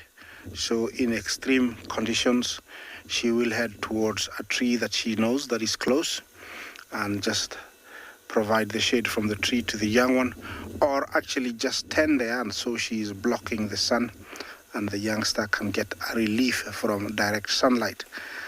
And if it's a wallow, she will lead them in the heat of the day when conditions are perfect. Just like us, we cannot go to the swimming pool when it's cold. When it's hot, she will lead them towards a mud wallow, and she knows that the youngsters will have fun. And of course, yes, they do know how to have fun, the young ones, once they get to a wallow. You should see that. I'm sure you've seen it. They just love it. They just rub themselves, you know. The only part that is not, doesn't have, it's not mud, is usually the eyes. They have mud all over. So, yeah, she does provide, you know, the shade in different form. Well, enjoy that while we take you to another live location.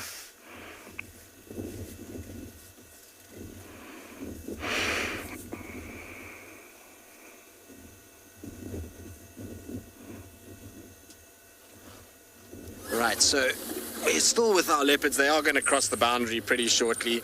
Unfortunately, they're moving straight kind of southwards towards the nets, which is the normal sort of route for Sabui. She often comes this way, and somewhere where she seemingly likes to take the cubs is a drainage line that's just south of us here. And it's an area that she likes, but look at that, all three of them in the same frame. Isn't that special? Here comes the little boy. Oh, that is as good as it gets. Now, I do need to try and just get somebody into the sighting because they're going to cross the boundary and I'm not going to be able to follow them. And there's a guy that's trying to find us but keeps going the wrong direction. So I'm going to try and just quickly get them in. But how cool is that? It's like a pride of leopards moving kind of past us. All right, cool, they found us, so I don't have to use the radio, which is wonderful. Amazing, absolutely amazing. It never, ever, ever, ever will get old to see a leopard like this. It's the best thing about a female that has multiple cubs is when you get them walking like this when the cubs are much older. It just looks ridiculous. It just looks like you're in a kind of foreign world. Because most people obviously know that leopards are solitary and that most of their time is spent on their own. So when you start to see them in groups like this, it's always just kind of a rare thing. It happens, obviously, that females have their cubs, but she seems to walk around a lot with them at the moment, particularly at the age that they're at. She seemingly is enjoying kind of spending time with them and walking around, showing them the territory that she has. I think that's a lot of why we're seeing so much of them of late, is they literally are just exploring the depths of the territory. So from north to south, she's just taking them all over the show. But she's been super busy lately. See the two in the background are playing in the branches there. She's been super busy. She had an altercation with a female called Msegwen, and then she was fighting with Moya yesterday over a kill quite far from where we are now. So she's certainly been busy. Did you see that? There's like a little leopard ball with tails. Oh, that was cool. Come on, you two. Catch up with Mom. Oh, that is so cool. I hope somebody can get a screenshot of that because that was amazing with the two of them in their little ball. You've got to love when they jump on each other like that. It always gives It's kind of a sort of impression of a ball of spots with these tails that stick out like a little whirlwind. There we go. That's the two of them walking past. Now you can notice how much lighter they are than Sabi. Mulawati is quite a light male leopard, so I'm pretty sure that's why they've got these kind of lighter coats. I would be shocked if there was a DNA analysis that came back and it wasn't Mulawati as the father. He looks very similar to Mulawati, and obviously their coat color is different to Tingana's. Tingana's got a much darker coat, and Sabi being quite gold, you would expect the cubs to have a similar golden coat as well. But there you can see them crossing the boundary. That's the southern boundary of Chitwa, and they're kind of mobile over it and away from us, which means that's all we're going to see of them, I'm afraid. Special though, isn't it? Oh, what a winning way to spend some time this morning. It's not as long as we would have liked, but nonetheless, still very, very cool. All right, well, we're going to watch those little white tails disappear. In the meantime, though, we'll try and see what else we can go and find.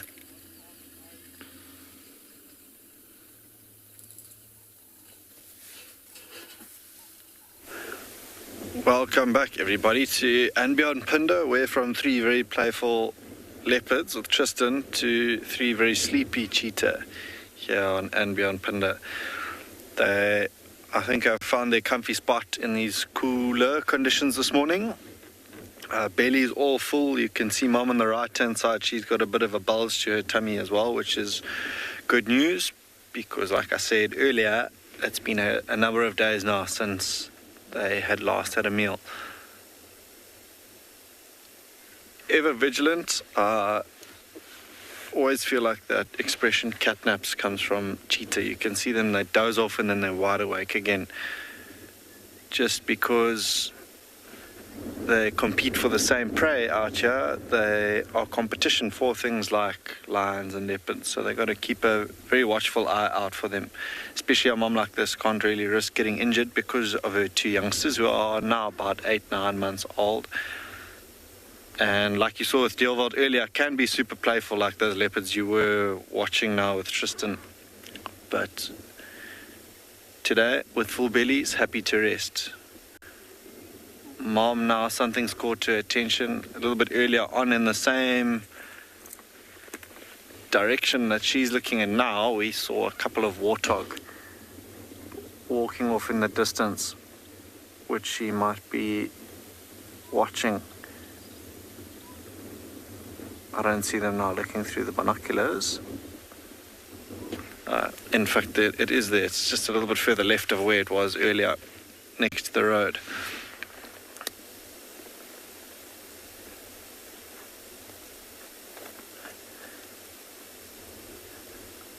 There it is. I think completely oblivious of these 3 lying here out in the open for now, but the wind is now on our backs blowing towards the warthog, so I can imagine it's a little bit more wary than usual. It's got its head up now, so it might have smelled something of concern. But with such full bellies, I don't think this mom will show any interest in this warthog that's now joined us. Warthog are quite risky for female cheetahs to try and take down on their own. Those tusks pose a serious threat, and she can't really risk getting injured with these 2 youngsters because they're not quite at the age where they can start fending for themselves.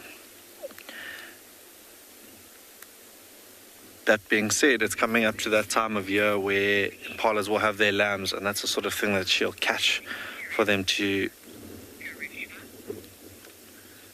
Krishma, you asking if this cheetah is an experienced mother? Very much so. I think this is her 2nd litter of youngsters. From her first litter, all of them, I think it was again a litter of 2. Both of them made it through to adulthood and are roaming this reserve. And now this litter of hers also, you can see, judging by those full bellies, she's really good at what she does. So yeah, a super successful cheetah mom.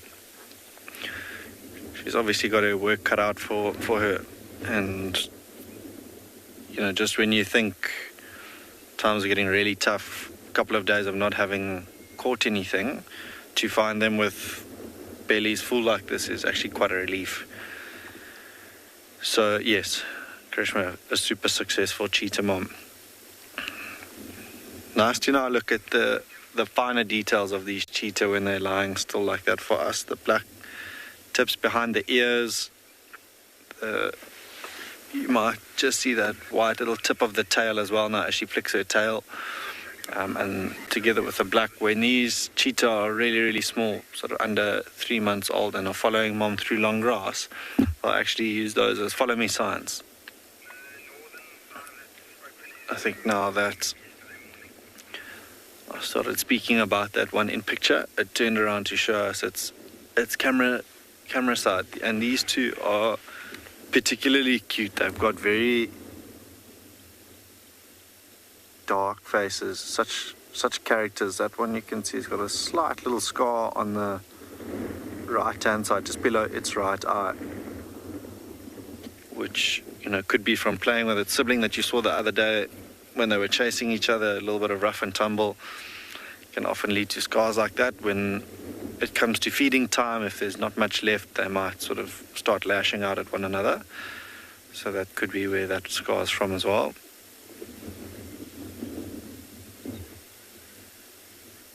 But actually such a pleasant morning, and just making the most of the cooler conditions and this wind that's now coming through.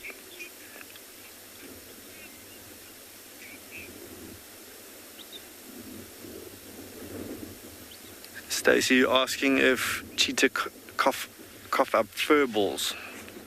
I must be honest, not that I've seen, but I can only imagine sometimes, if they do ingest a little bit of fur, that's the case.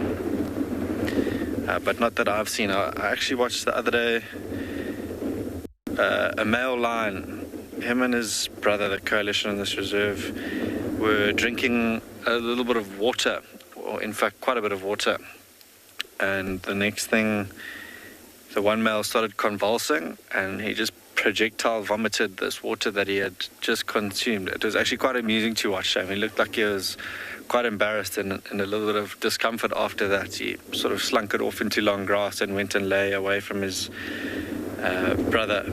But I have not seen cheetah personally cough up fur balls, but I can only imagine because of what they eat, there might be some fur in that then they cough up at a later stage.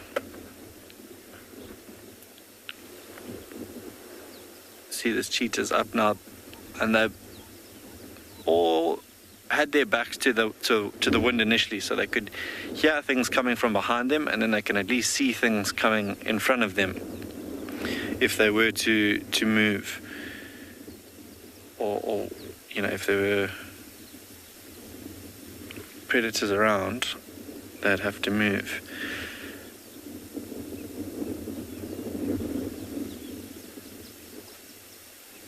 I wonder what's caught this little one's attention. In fact, it's that warthog. Looks like there are 2 warthog now that have joined us in the picture a little bit higher up to the left-hand side. 3 warthog. But because they are a little bit lower than this vegetation, these little guarri bushes that are quite green, they I don't think have seen these cheetah, but the cheetah have definitely seen them. And if there is a sow or a female warthog with them, who is also typically quite protective, have a look at this cheetah. Maybe going to go say hello to mom, or just find a little bit more of a comfy patch to lie down on that path. It's amazing, there's that quite a well-worn path that both of them are lying on. Maybe just the bare soil, a little bit warmer than the grass that they're lying on, that they've both chosen to lie there. I might spend a little bit more time here just to see if the 3 of them do decide to get up and move to a different area. Otherwise, I'll move on to see what else we can find this morning.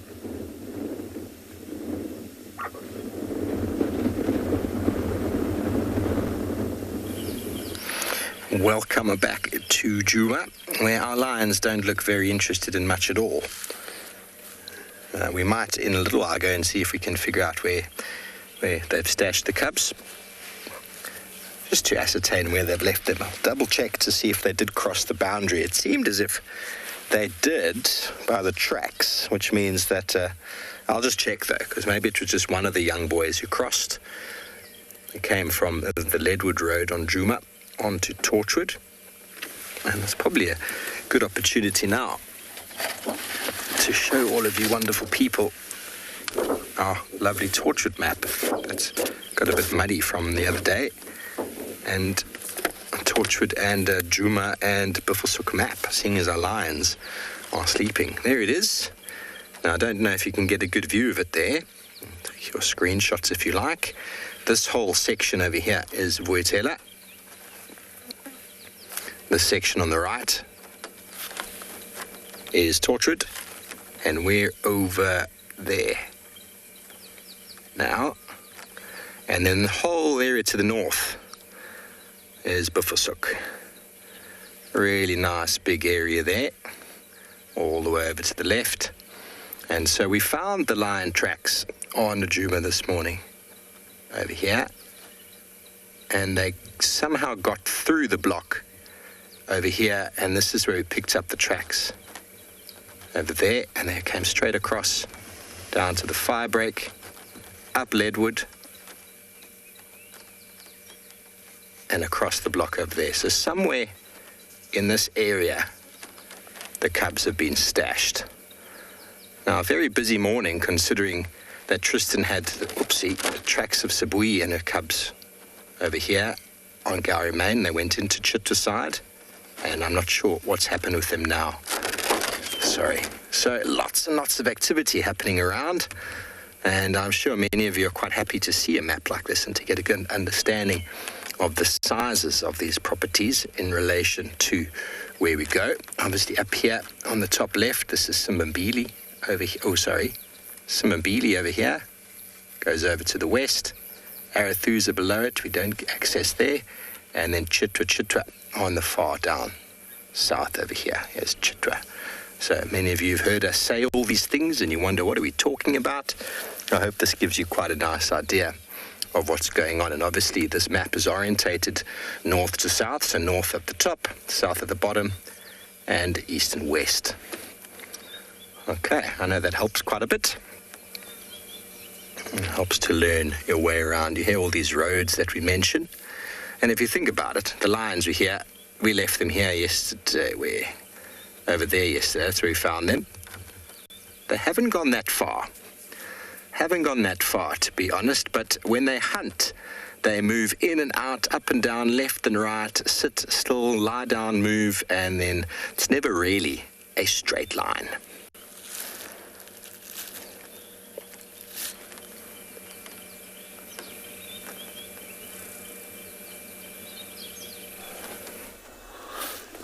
So welcome back to the Mara, where we've come across this lion who's lying flat. It's very chilly this morning, so no cats activity. We only seen the plains game. We've seen lots of zebras, lots of wildebeest, elephants, and I can see giraffes over in the distance. Now it's a little bit warm around here, and that's why that lioness from the LAUR Pride is sound asleep.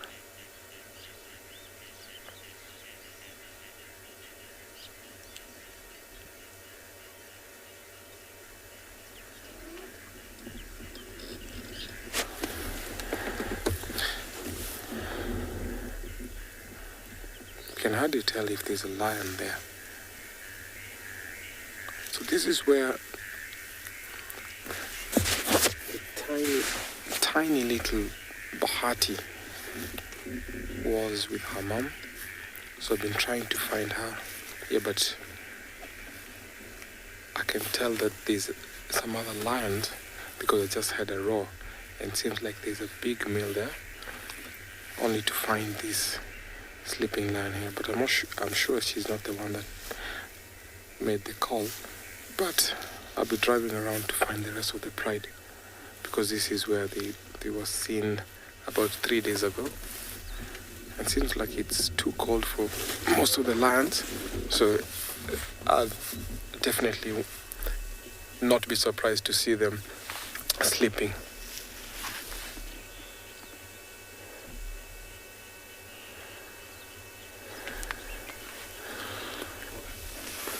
Thank you so much for your question.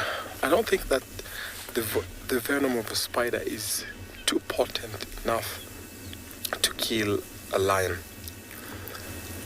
I've only seen lions fall victim to snake bites, but then if it's fatal, we sometimes call the rangers, and then they have to treat them. But I'm sure a spider's venom is not too potent to bring that one down.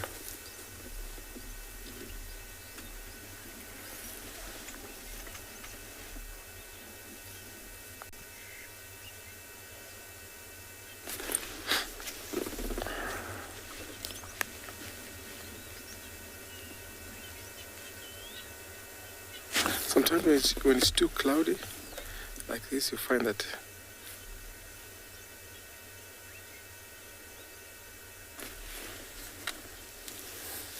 Marianne, yes, this is the same place that Bahati fell into a ditch, but we successfully saw him with the mom going over to a different area where I think they've settled in for a new den. So right now, it's only the rest of the LAUR Pride who are around here, who are sisters to Bahati's mom. So I'll be also keen to find if Bahati was again brought her here, but I'm sure that might not be possible. So let me find out the rest of the pride, and maybe the lamb that I had draw from way in a distance as I take you over to another live location.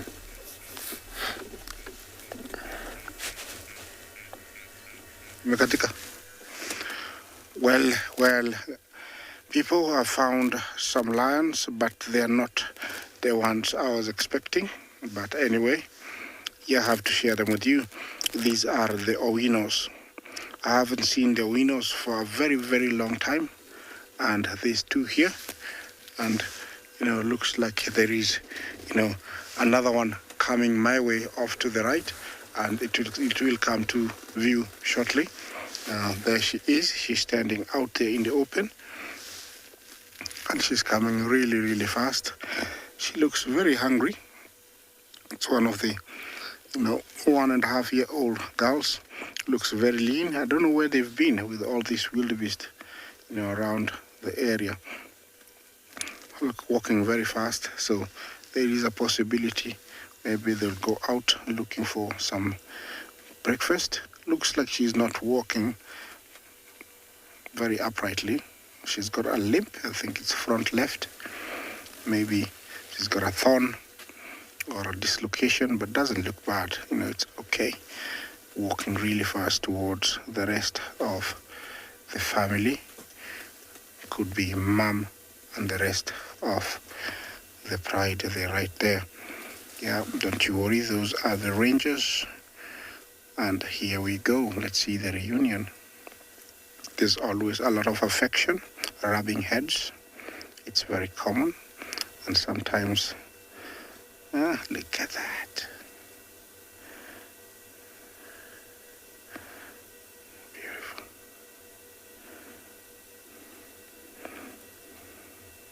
That could be mom. She looks much older. The two to the right, it looks like they're the same age. And then that is the mom. So definitely it is the Owinos. We haven't seen them for quite a while. And that looks what mom is doing. A little bit of care. The lions are very loving, especially mothers and young. And you can see that here. The other one wants some attention too. Is that a wound? Yes, it is a wound.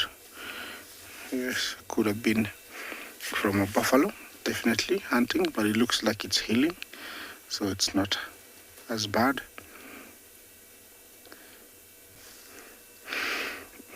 Yeah, this is perfect weather for lions to be out in the open because it's not hot. We know that they can overheat. They never die from it, but you can tell them struggling to breathe and also digest, especially when they've eaten. But with this kind of weather, it is perfect. They will, stay out as much as possible. I don't know what is in their mind, but they might go shopping. Hunting. They're still very dependent on their mom. I think they haven't fully, they cannot bring down a fully grown zebra wildebeest, the females to the right, but they will assist in keeping it down. And also once the mom, brings it down, they will be able to finish off the job. Actually, they're quite big. I would give them 2 years, so they're quite big. And here, they should be sharpening their skills. Look at that face. Remember, we have a good number of prides dotted along the Mara Conservancy. And this is one called the Oinos. They are still dominated by Kijana and Olalashe. And their territory is slightly bigger than most of the other lionesses or lions. It's also a very prized and prime estate because it is swampy. There's always something. There's always zebra, warthogs.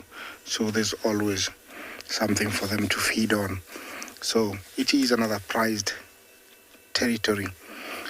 Lions need to eat almost every 5 days.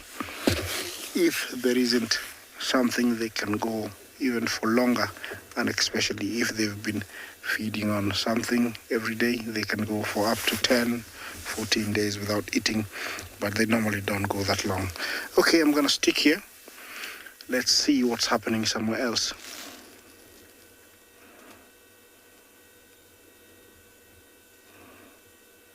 Welcome back, everybody, to andBeyond Phinda, where from those lions that you are watching, also dependent on their mom, to these two youngsters who are also quite dependent on mom. There have been a couple of Ngala that we watched walk a little bit further back in the distance behind us, off in the direction that mom is looking in now, and her body language changed quite a bit. She got up and got into stalk mode, and then I think just copying mom, this youngster in front of her started doing the same. Not quite at that age where it will be able to bring down something as big as a Ngala on its own. Mom would definitely still have to be the one to do that. But just weighing up the options, those Ngala have now disappeared. I can't see them anymore. So I can only imagine they're just observing this morning to see maybe, they're opportunistic cats. So, if they were to come within striking distance, different story. But they're both now looking around at what else is in the vicinity, and they might just flop back down. Every so often there's a bit of a break in the clouds, and the sun is starting to come through a little bit more, starting to warm up slightly as well. So they might just head in a direction of a little bit more shade. The warthog that were around earlier, noticed them and have now, they're a little bit further back in picture, running away from us, hightailing it out of here. But these three are just keep glancing over to where those Ngala were.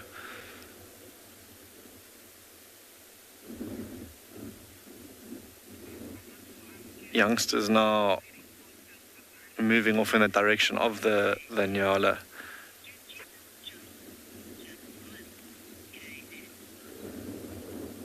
Okay, if you're asking if cheetah jump,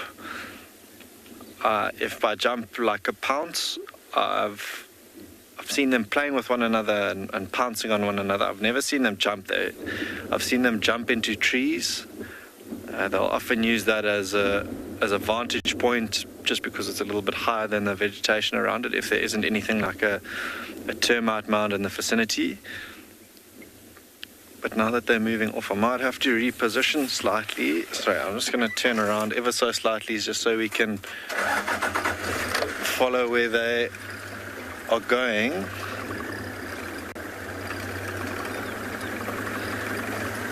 They're not too far, maybe just heading off into the shade. This one here closest to us now is using the lavatory, and you can see it's almost quite stringy, that defecation of this youngster. And because they've got rough tongues, they, when grooming each other or feeding, they might swallow a significant amount of fur. You know, we were asked this question earlier about fur balls, and if it doesn't come out the back end like you saw now with this youngster, they could very well cough that fur up.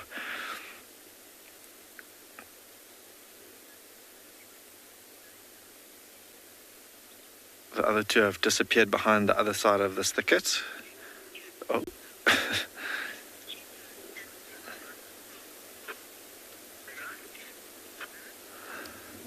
Big cat lover, you asking if cheetah and leopard have crossed paths.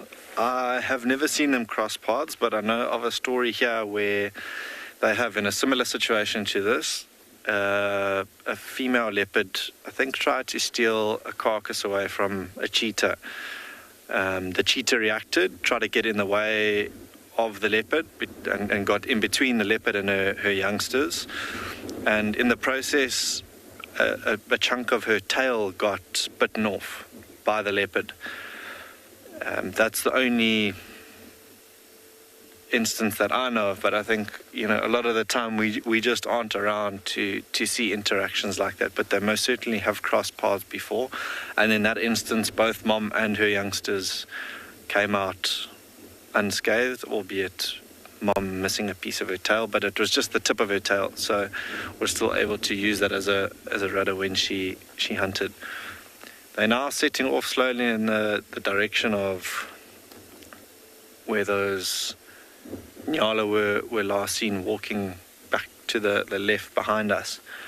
But it's amazing how they're almost like domestic cats. They'll go off away from where everyone else is to defecate and then join back up with one another. And I wonder if now they aren't just going to settle either down there where they are or find a shady patch.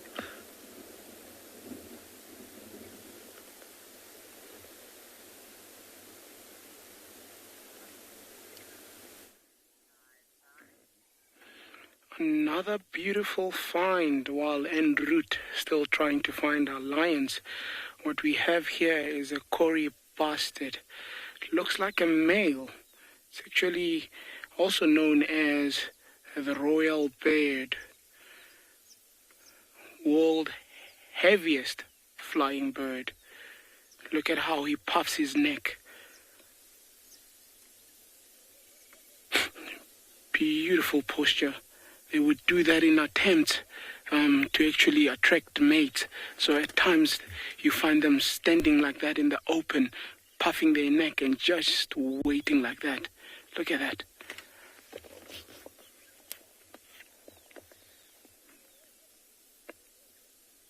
Feeding off a little bit there. Females would be slightly smaller compared to them, and obviously not having such a broad neck.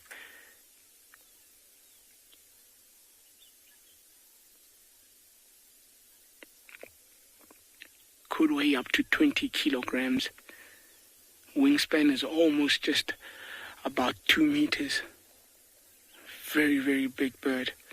Actually, gotta give it a bit of a run before they even take off. It's quite a sight to see them do that.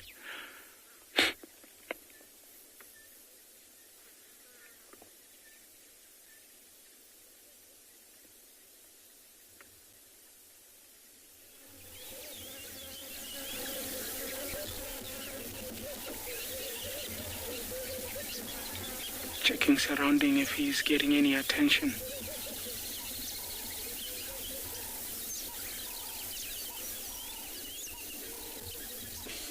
So courtship will take a long time. First, it's the attention that he has to get, and then from there, try to pursue that female. It's not always successful though. So it's a lot of hard work to court.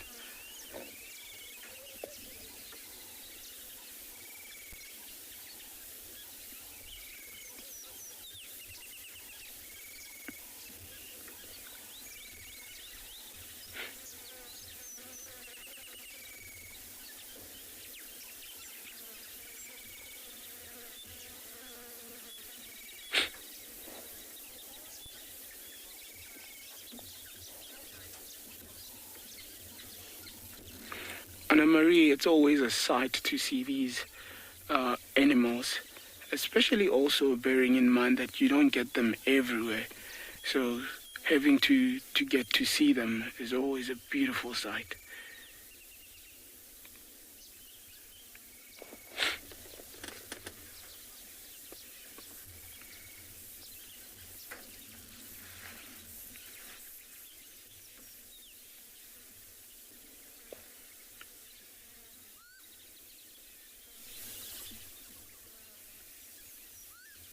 Very eminent about what he's doing. He's gotta be persistent.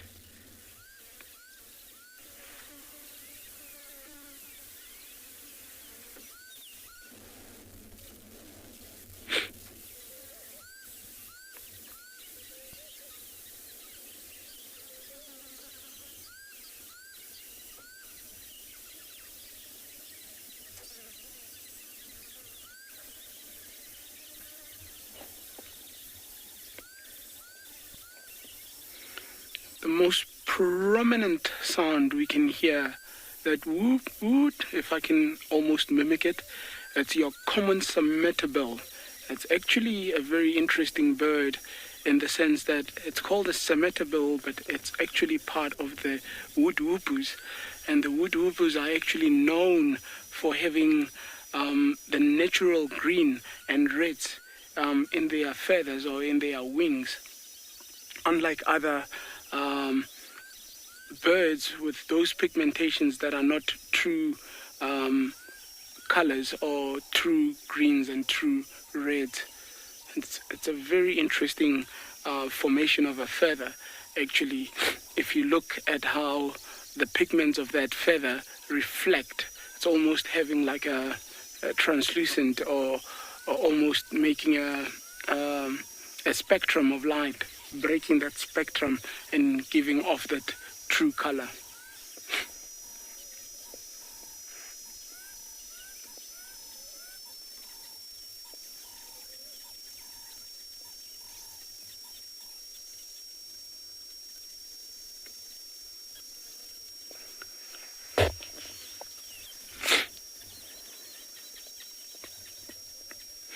Rachel, what does the Cory bustard eat?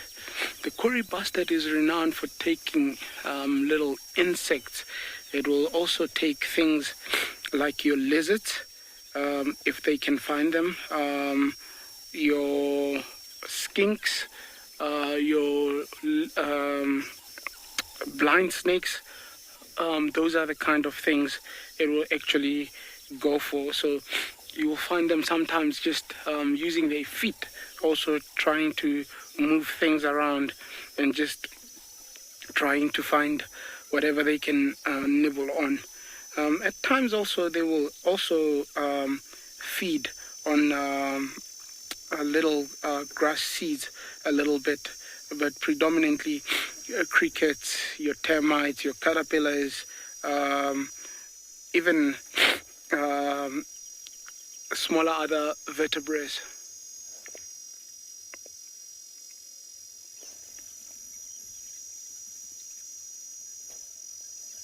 Look at that.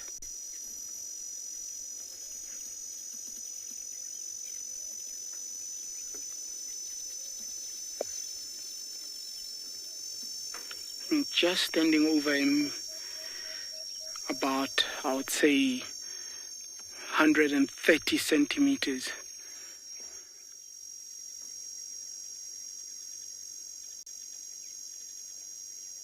Majestic.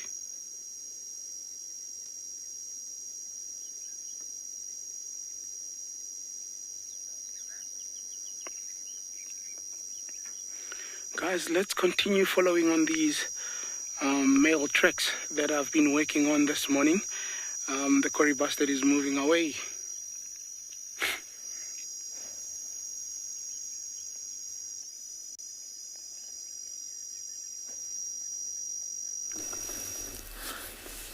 So from the Cory bustard to our lions who are sleeping here in the bushes, you can see that lion is Ololashe and with one of the Olololo lionesses. So they only mated once. It seems like it's what the ending towards the end of this mating for these two. It's very cold here, and that's why you can see them actually crouch on the ground next to those bushes. So he's the lion that I had him roar.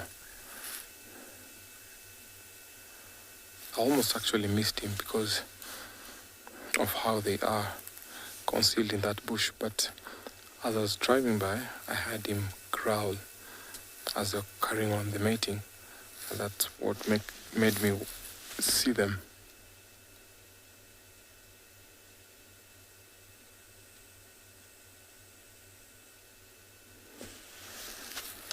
I hope they'll soon walk out of that bush and maybe show us the rest of the pride that is around here. So we've seen one of the lionesses.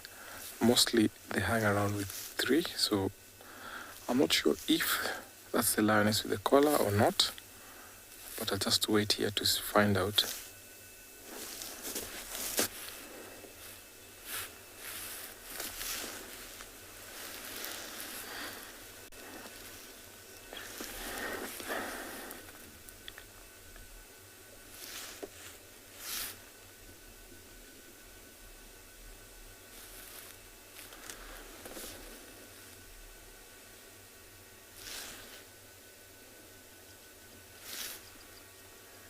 So when lions are almost ending their mating season, they always take long before they carry on mating.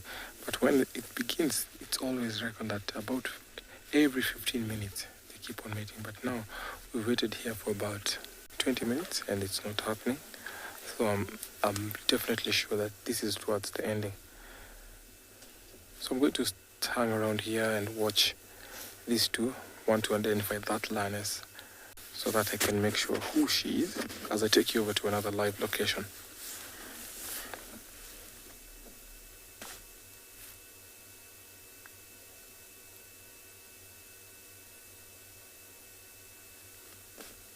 Well, from Tim's sleeping lions and lionesses to my sleeping lionesses, it looks like sleep has gotten better of their morning.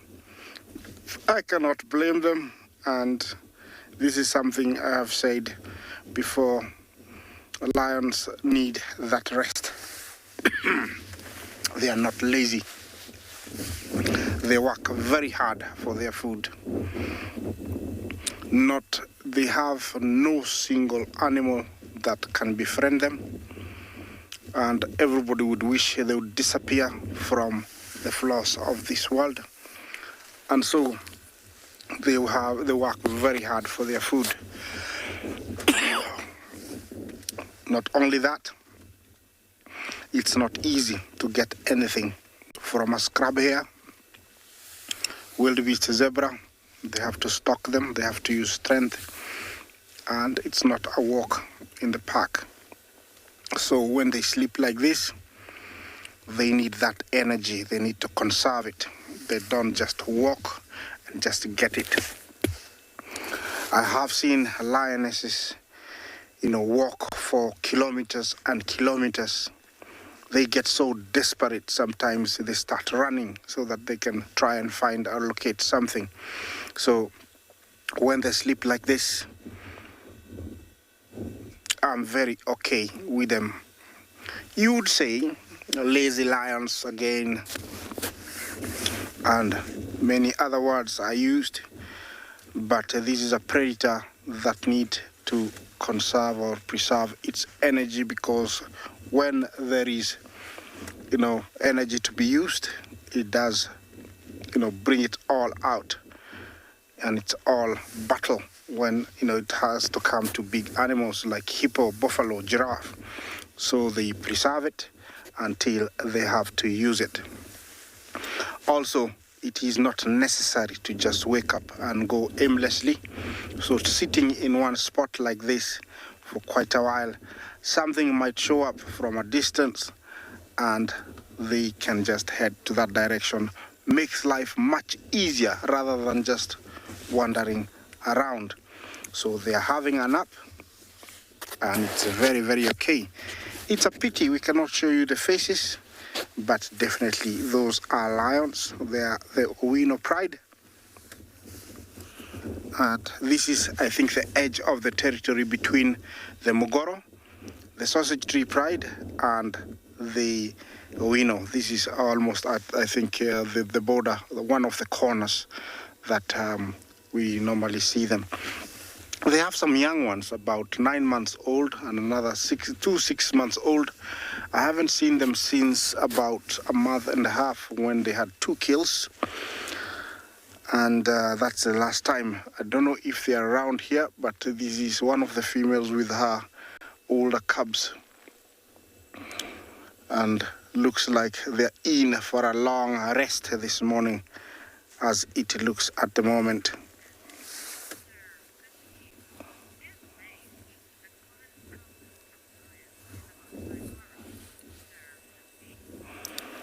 Is that Fizzy? Sorry, I didn't get the name. Is mange a problem with the lions in Damara? Currently, no. In the 90s, we did have mange affecting mostly the cheetahs and a few lions, and it was eradicated. I think it was a vaccine. And you know, the main culprit that actually brings all these diseases are domestic dogs and cats. And but actually at the moment we don't have that disease, so you will never see a sickly lion affected by mange. Actually, at the moment as it stands, there's no serious disease affecting these predators here in Damara. So they're quite safe, and you can see how clean they are. They're very, very safe from any disease. And also the monitoring is so serious such that if there was an outbreak, it would be taken care of very, very quickly and easily. In fact, here I have the 2 authorities, the rangers and the Mara Predator Project. They are already with these lions. So, you know, these are the bodies that if there was something happening, they will definitely, you know, pick up and they will be treated quite easily and quickly. Look at them. They're up now. I don't know what woke them up, but it looks like no, I don't think they're gonna get active at all. It's just that moment they wanted to get up, have a good view. Either there's something coming.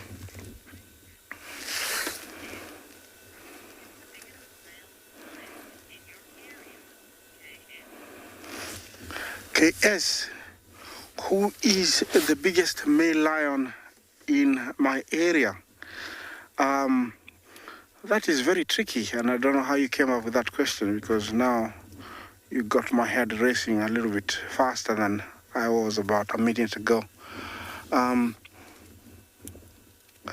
will still say the Oldonyo Payek male is very big. No, he's not, he won't stand out. I think the Salt Lake Pride males, the Eiselberg males, are very, very big. I would say they are the biggest. They are down towards the border, and I haven't seen them for quite a while. I think they are the biggest, some of the biggest mains, and also size-wise, they are also very, very big. Yes, but that was very quick thinking. Body-wise, lions, you know, those guys are very big. But we might be getting some bigger males sooner, because the gene that has been brought from across the other side and Tanzanian side, you know, we will be getting some very big males. We have 4 young ones of the River Pride that don't have a mane, but their body size is super. They're going to be very, very big. And, you know, these are places that you should watch out for the lion dynamics in the next few months, because we are seeing a lot of new lionesses and lions, and it's going to be fun, you know, to follow them, see what happens with those young guys that, you know, which pride they're gonna take over. The new males that moved in, there are 3 of them. I don't know who they're gonna attack, who they're gonna take. So yeah, it's going to be very, very interesting. Well, I think I'm gonna move on I'll leave you with that sight while we look, we get ready to move on.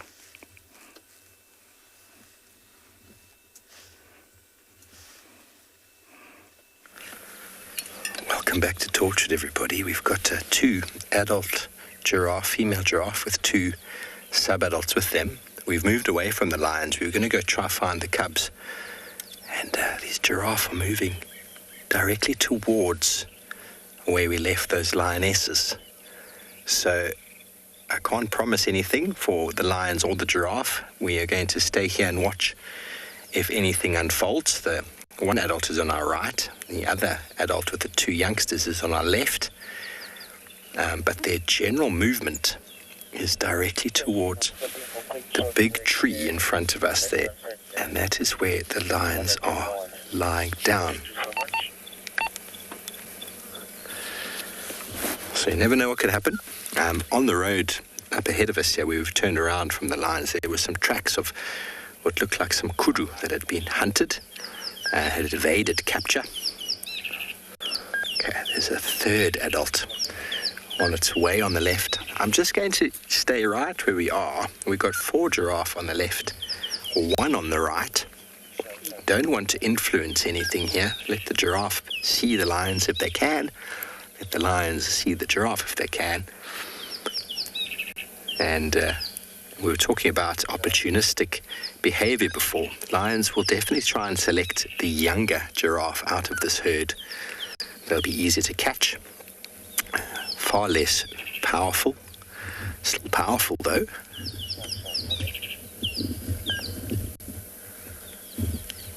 But the wind is coming from the lions there, so if the giraffe don't smell them, I'd be quite surprised. I suppose sometimes if you're lying flat in the grass, you don't give off the same sort of waft as you do. Okay, so this female on the right, I'm just going to move up a touch, and we're going to get involved and see exactly what goes on between the Unkuhuma lionesses and these giraffe.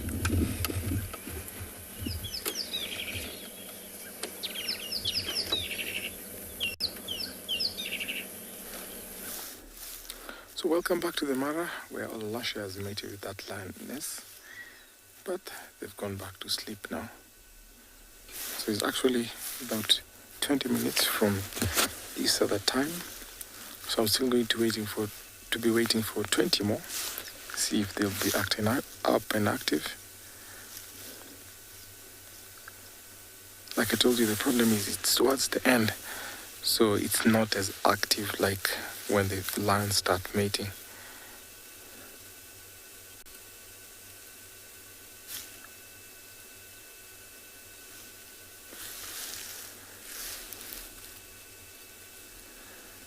I heard the rest of the lionesses, 2 of them actually roar, but it was like a contact call. Maybe they're trying to regroup. Could be they're calling the sister that we saw sleeping on the canyon. Who knows? But I'm just going to concentrate on this because I'm sure maybe they might try and walk out of that bush. Because I can feel the temperatures warming up a little, even though it's a little bit overcast.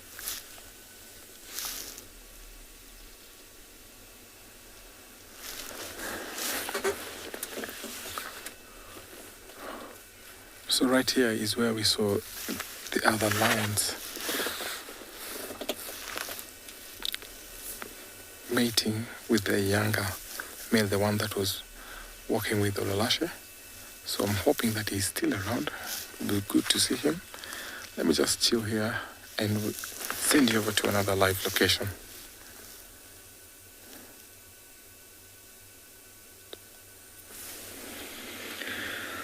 Just talking about Tim and his cooler weather, it's starting to heat up quite a bit now. You can see that patch of sun just behind these cheetah here on andBeyond Phinda. And these, they must have walked about 500-600 meters to the shade of this guarri tree that you see now. This Euclea divinorum, and these 3 cheetah are actually quite content. Mom's picked a perfect spot in clear ground a sandy patch of soil and a lovely shade with this cool breeze. I think they'll be quite happy here for the remainder of the morning and the day. Maybe only this afternoon look to move again, if anything.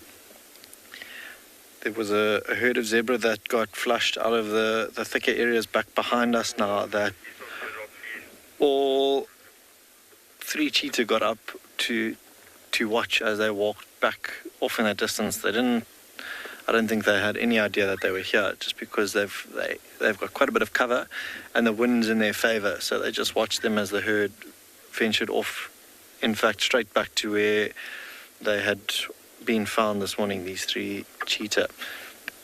Mom, ever vigilant, just keeping a watchful eye out.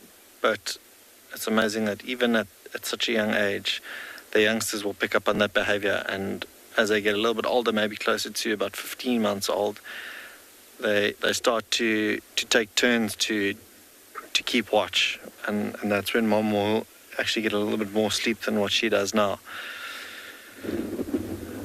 But even now, you saw that youngster in the back left of your picture have its head flat on the ground, and maybe a little bit more so than usual, just because it's windy, having a scan around.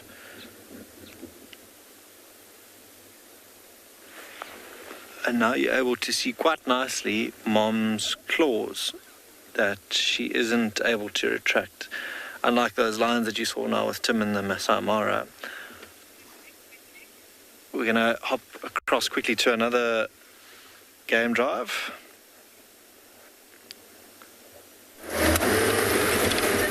As these lions are hunting young giraffe. Everyone, the lions are after one of the youngsters. Be prepared, this could be quite violent, but it was moving incredibly fast. I think it might have lost them. That lioness has given up. It took off after one of the youngsters, and they can only run so far, the lions. There they are. I think they missed.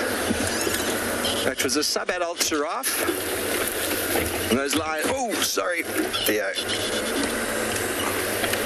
That giraffe, one launched itself and sort of tried to grab its bum, but it was at full gallop at that stage.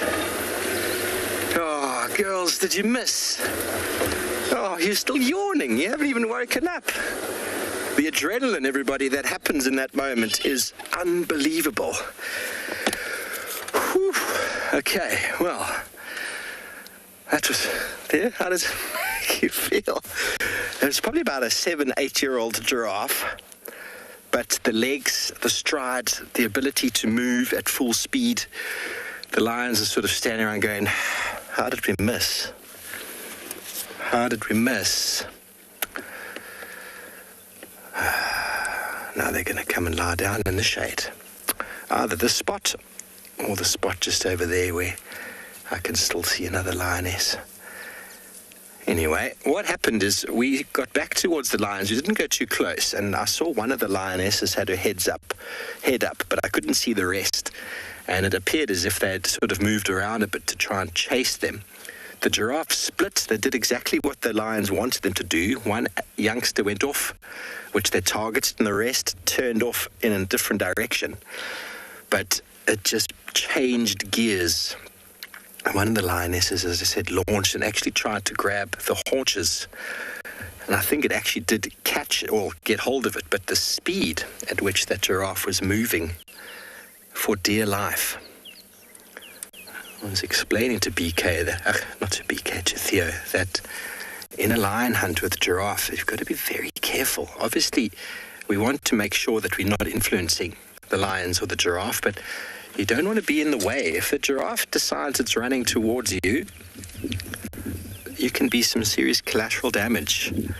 They run straight very well, but they don't turn corners very well. So if you happen to be in the wrong place, you don't want to do that. Okay, well, there we go. Our lions are going to regroup. They suddenly woke up very quickly. It can happen like that, everybody. Be sleeping flat out in the shade. I'm just going to update. Just an update, everybody. They missed. The giraffe got away.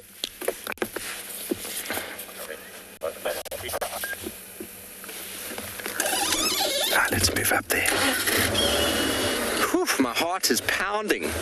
Imagine what that giraffe's heart must be feeling like right now. Probably gets back to mum and the siblings is like, you'll never believe what happened to me. Probably got a couple of scratches on its flank. But very powerful. Even a young giraffe, very powerful at top speed. Very difficult to catch. These girls tried. So, you know, lions are, a lot of people say killing machines, but they miss a lot, everybody. They miss a lot. They don't catch all the time. There's about 20% success, somewhere around there. And here, as we regroup with the lions in the shade, they're probably going to go back and have a nap.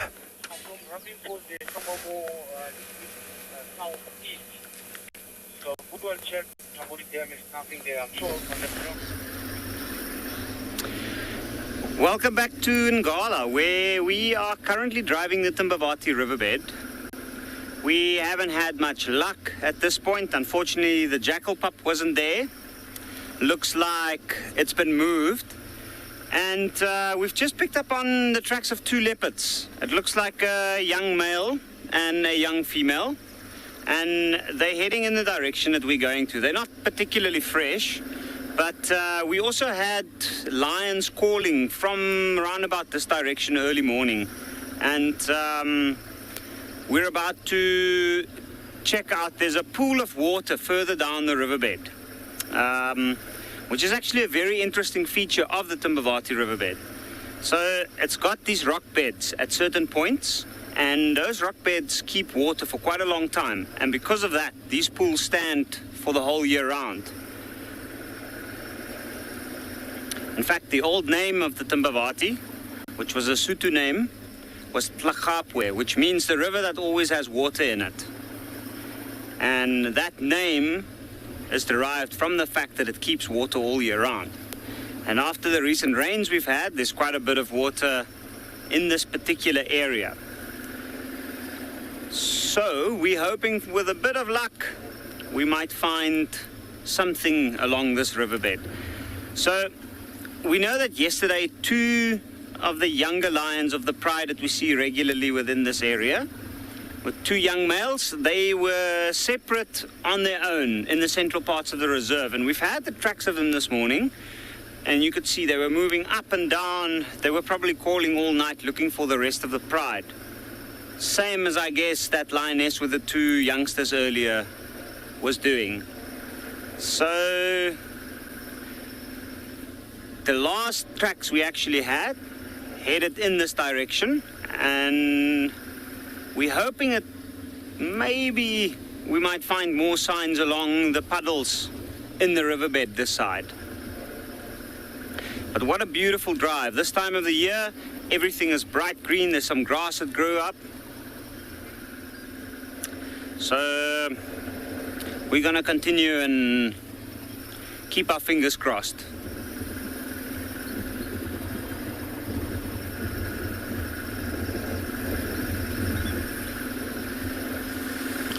Welcome back, everybody, to andBeyond Phinda, to three now quite sound asleep cheetah. Bar mum, who, as always, is as vigilant as ever. And with the heat very much, you'll probably see her start to relax a little bit more and sleep slightly more than she would have earlier when it was a little bit cooler, because things like now, you saw those lions in Djuma, are often unsuccessful hunts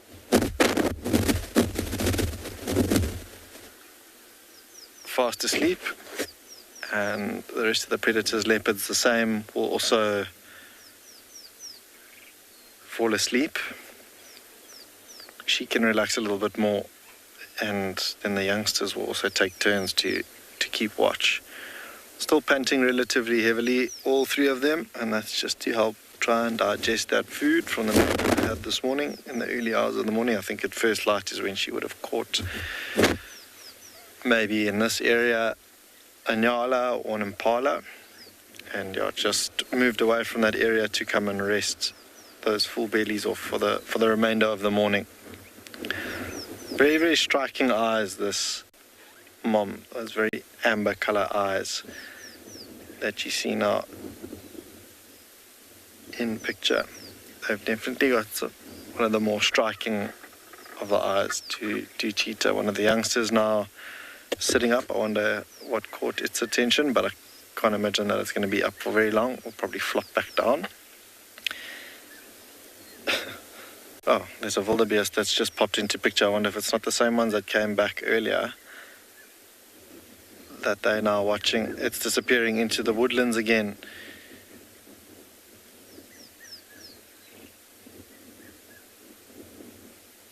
Just because the wind's starting to pick up, they rely quite heavily on their sense of hearing, and being out in the open, that's somewhat distorted with this wind this morning. So it will venture back into the woodlands where it's a little bit more sheltered.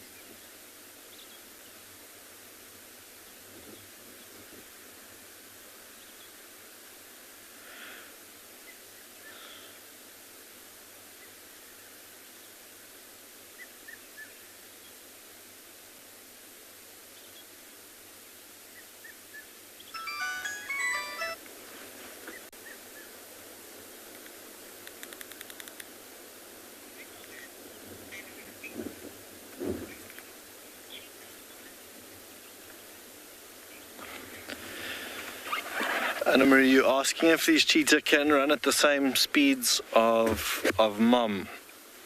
I'd say close to, but not quite the top end speed that Mom can run at now. She's slightly bigger, her strides are slightly longer.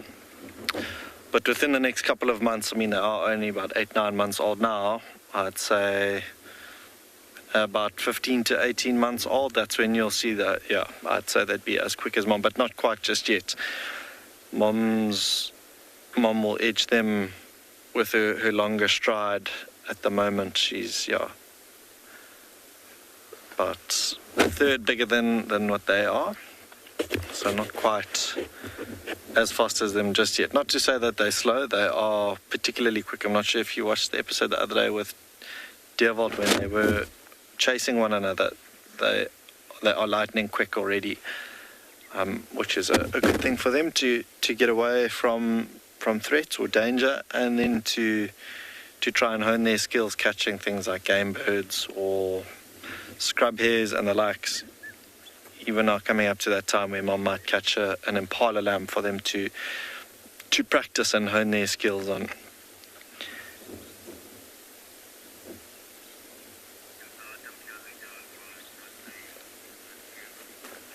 But I must be honest, this temperature has risen significantly in the last 15-20 minutes now that there's a break in the clouds. So I can only imagine that they're going to spend the majority of the day here. They might, as the sun moves around, just shift into patches of shade.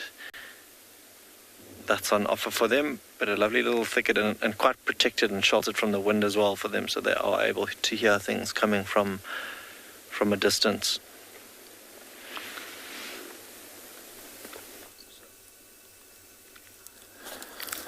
If the temperatures are rising there, up here in the Mara, we're still in a very cool, chilly morning.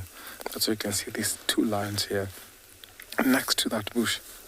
They've not yet gone back to mating, so I'm still waiting to see.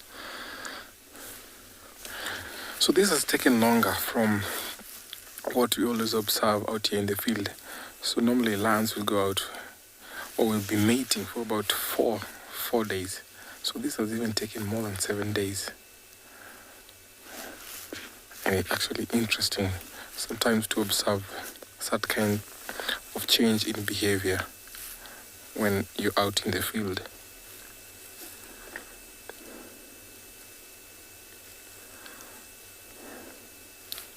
So yesterday I saw two big, very big male lions from the marsh pride who came towards this direction. Previously I saw them actually next to or near where Bahati and her mom went to. So I was really crossing my fingers not for them to go to where Bahati was.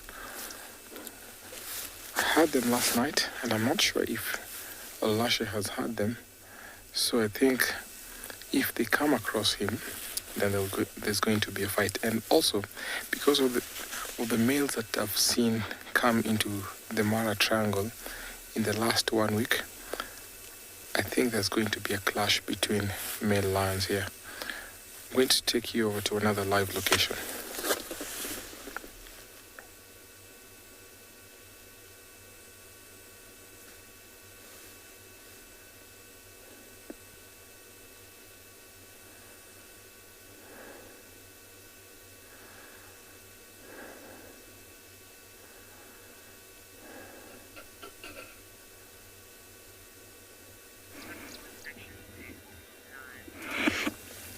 Well, from lions to one of my favorite birds, the southern ground hornbill. Oops. Yeah, we'll reduce some weight a little bit and then move on. This is the ground hornbill, the largest hornbill of them all, and spends a lot of its time on the ground. Look on its beak, it's carrying a lot of grasshoppers plus a few frogs. It must have, some chicks to feed, and that's why it's got that picnic to take to them. Yes, it can fly, but spends a lot of its time on the ground. Interestingly, this is one of the hornbills that live very, very, very old, can live for over 40 years. And, previous siblings usually come to help, parents bring up new siblings, and parents are always hunting and taking food to the chicks. And what happens is, unlike the other hornbills where they seal off the mother inside, these ones, they burrow in a crevice of a rock or a tree trunk, and then the two do the duty of feeding the chicks. I see this is one adult here, but it looks like there is the other adult who's coming from behind there.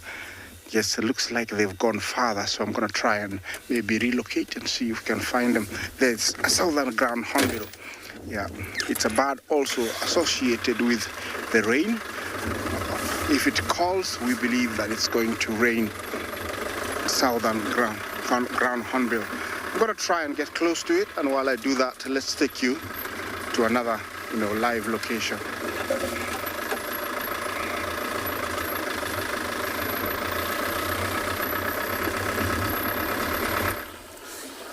Well, it's interesting because here in South Africa, that was the case with the ground hornbills. We would have rain almost every day. We hear them most mornings, being fairly vocal. But as you can see, we've got, the best swimming party that you could ever imagine. There is just bull elephants having a whale of a time, so to speak. It's these two guys here, which are right in the middle, and then there's another 1, 2, 3, 4, 5, 6, 7, 8 of them in the corner of the dam that are all having a really good swim. And they are absolutely loving life, and I'm quite jealous because it's hot already. It's gotten very, very warm very quickly this morning, and so it just seems like the best place to be is flopping about and playing and just kind of having a swim, so I don't get a bit jealous of them. I always love watching elephants when they do this. They just look at their absolute happiest when they are. And it's amazing to see all these little males. It's part of the same herd we saw first thing this morning. And the reason why back in this area is because we had tracks for a male leopard, which I think is Tingana, I might be wrong, but it was coming straight to this dam, so we thought we'd just come check now that it's hot and maybe he lay up.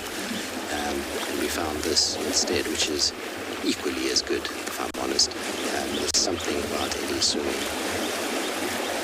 You can hear all the splashing going on.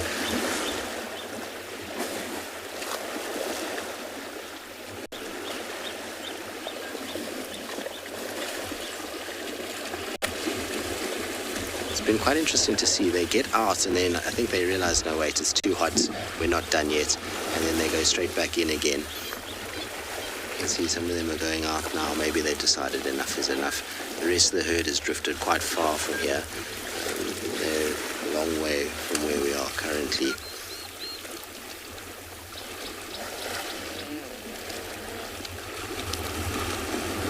Isn't this cool?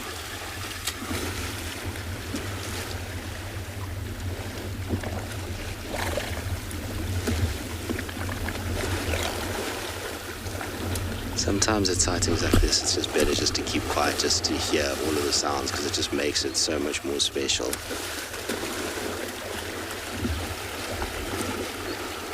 Indigo girl, exactly. It's exactly what we just said now. Sometimes it's good just to keep quiet and just listen to the splashing around and take the sounds in, because they really are noisy when they swim.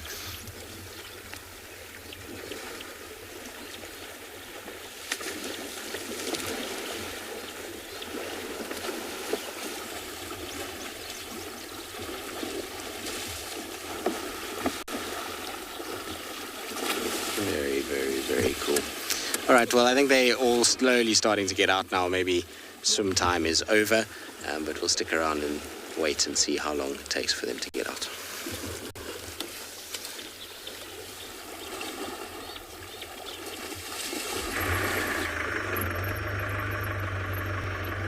Guys, we've just located on the sub-adults of the Southern Pride. It looks like the whole pride has split and they're trying to reunite. I'm thinking the boys are in the mix of whatever is happening here. So I'm going to be following them, these youngsters, see where they take us. Hopefully they do lead us to where the boys are.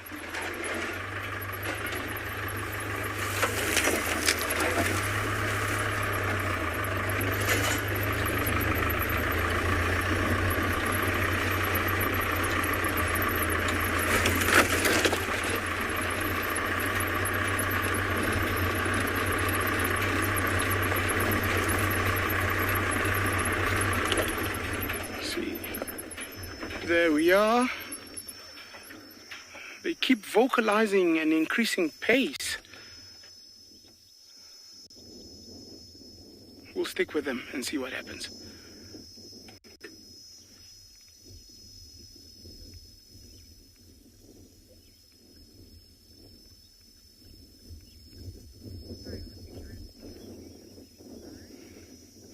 So let's see what happens.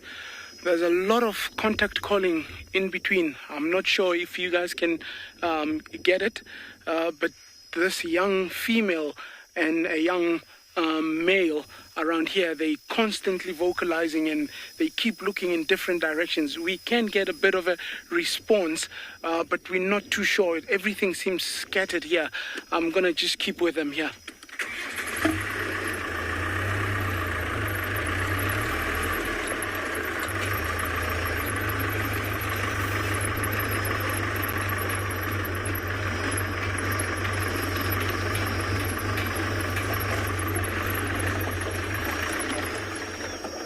Looks like we've found out the other male of the Southern Pride, the youngster.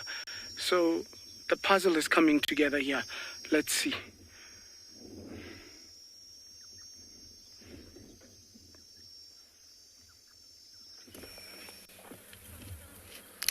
Welcome back to Tortured, everybody, where our lions went from being very sleepy cats to now being double espresso G'd up. Now, I'm sure their heart rate and pulse increased quite a bit after that chase. They first stalked the giraffe. The giraffe tore through their ranks. Lions flew left, right, and all over the place. And they how far there? 200, 300 meters, I think. They chased him. Or her. It might have been a young girl. I didn't get a look.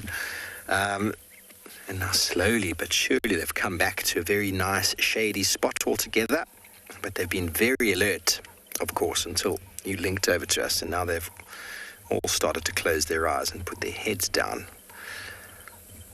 I'm sure after that quick exertion, it would have added a little bit of life to them. Their heart would have been pumping a bit faster, a bit of oxygen in the lungs. Now, after the exertion, it's time to take another well-deserved nap. Now, how many times in the night that sort of thing happens is very hard to say. We had tracks of the pride going into block. See, there we go. They're very alert again. Going into the block, and then they would disappear. And then you'd do a big loop, and then eventually find them as they all accumulate again, walking in a straight line. But for most of that time, the cubs had kept with them. But eventually, after missing a few times, they eventually will stash the cubs and leave them behind so that they can have more success, because cubs can often be a little bit of a deterrent or a disturbance, don't have the same necessary patience or skill. And then after they catch something, of course, one of them will go back and collect the cubs and bring them back. If they're not close enough to hear the activity, they might join. But right now, they are wondering, where did their breakfast go?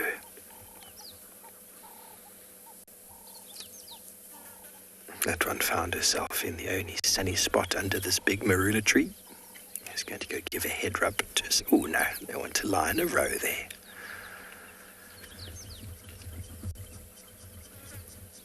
Everybody, I don't know how much of the giraffe chase we got. I don't think we got too much of it. It happens so quickly, and the lions can spring into action very, very quickly. You think that they're sleeping cats, and all of a sudden they're up and they're on the move. There's nothing to stop them from hunting in the middle of the day. If animals come close enough to them, if the opportunity arises. But they definitely are hungry. Which is surprising. They were on a giraffe a few days ago, and then a hippo after that. Yet they've arrived on Djuma looking starved. Darcy, no males have been seen with them this morning. The track of one of the males went south into Little Gowrie, and we didn't see a track of the second male. It's possible that one or maybe even both males are with the cubs at the moment, but we don't know. Haven't found the cubs. We were on our way to go see if we could find out where they'd gotten to, but no males and no cubs, just the 7 adult lionesses here at the moment.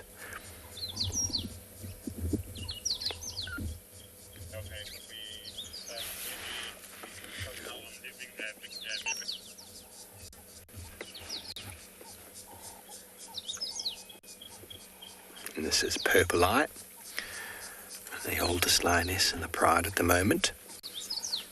Stalwart.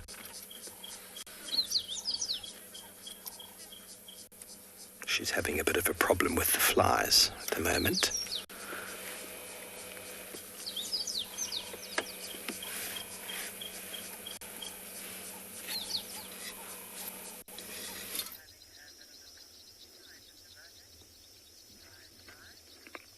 Wow, all that vocalization has helped.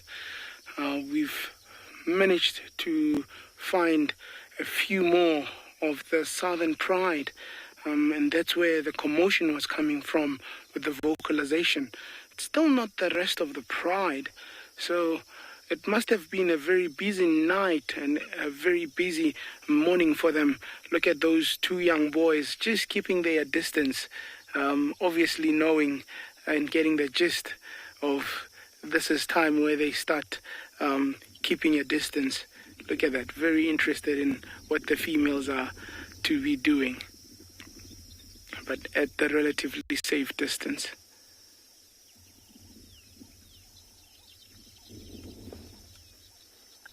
So missing here, we're missing the female with the older cubs, we're missing the female with the younger cubs, and we're missing one other female.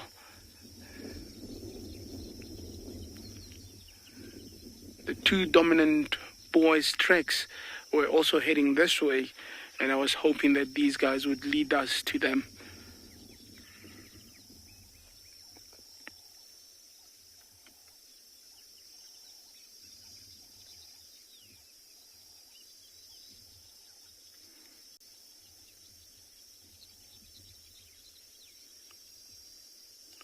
It looks like the flies are not just bothering my colleagues' lions. These lions are also bothered by flies here, as you can see, flicking their heads.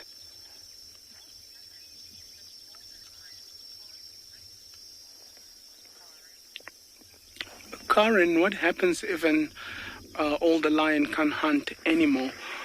What would usually happen, and you often see that with males, when collusions have been destroyed, in the sense of maybe one dies or so on and there's only one left, they would start actually scavenging. And lions are actually renowned to scavenge more at when they are vulnerable. So they would wait for other lions to hunt, and they would kind of come and steal the food there. They would wait for other predators that they can overpower, things like your leopards, things like hyenas, because hyenas actually do hunt they can actually hunt on their own also. So they would scavenge a lot at that point. They would also go for smaller things. If they were used to taking down big prey, things like your buffaloes and so on, they would have to downscale enormously, go for things like your warthogs and so on. And it's all in the sense of ambushing. So they would have to perfect that skill of ambushing, wait patiently in a very thick bush, wait patiently on a well-traveled game path towards a watering hole or so. So they would have to find other means of actually finding food. Otherwise, they would starve to death if they don't do that.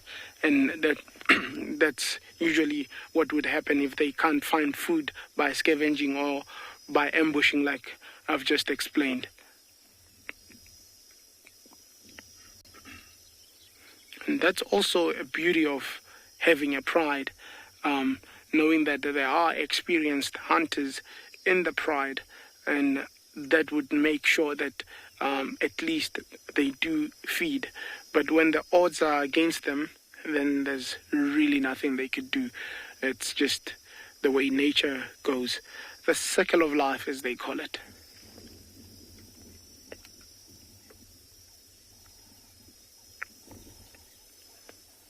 Playing with a little bit of a stump there, laying her foot on it. There we go.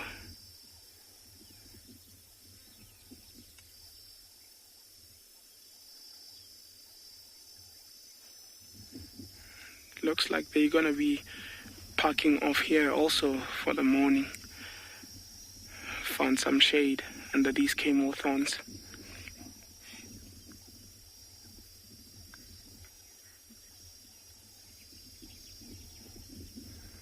Guys, we'll send you off to another beautiful location in Africa while we see what unfolds here.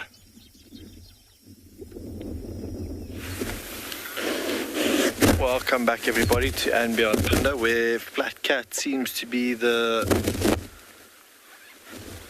main attraction today. From Flatlines and Kalahari to Flat Cheetah here on Phinda. And yeah, these ones still resting off their full bellies. It has gotten significantly more hot than it was when you last saw us. So I can't imagine these cheetahs to be going anywhere. So we were, Right at the beginning this morning, we drove past this area to where we left them last night with no luck, not a track in sight. Did quite a wide loop around the area only to find them about half an hour, 45 minutes later in the exact same spot that we had left them. It was as if they were just playing tricks with us, but I think they were preoccupied with eating before they came out into the open again. But yeah, nice to see them settling out in the open and then moving a little bit to the shady patch where they'll be for the remainder of the day, or the heat of the day. Every so often just having a glance around to make sure the coast is clear. We spoke about birds chirping and getting a little bit more quiet as the day progresses and as it starts to warm up. You can still hear a couple in the background. Sounds like a Radza Palace calling in the background. Momo, you asking if they're breathing so heavily because of the heat? I think the heat does certainly contribute to their panting like they are. But if you have a look at all three of their bellies,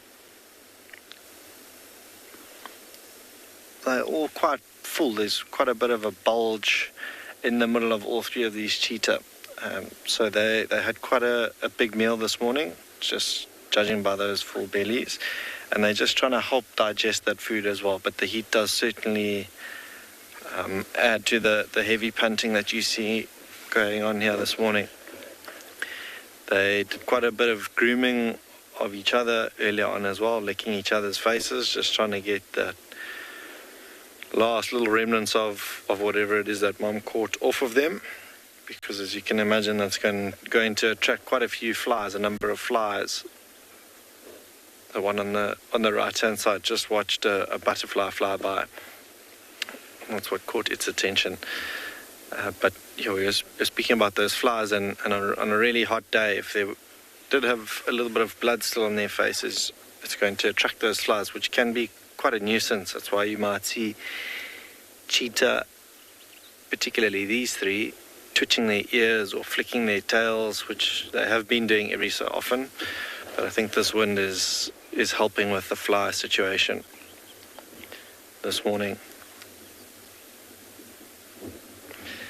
As the heat starts to pick up even more this morning, everything seems to slow down. The pace of everything seems to slow down in the bush. Plains game, Impala, Ngala, WILDERT and the likes will all sort of venture off to more shady patches to rest during the heat of the day, like these three cheetah are doing. And then a little bit later on this afternoon, when it starts to cool down, that's when you'll start to see them come out into the open and continue browsing and grazing. I'm having a little bit of a scratch there.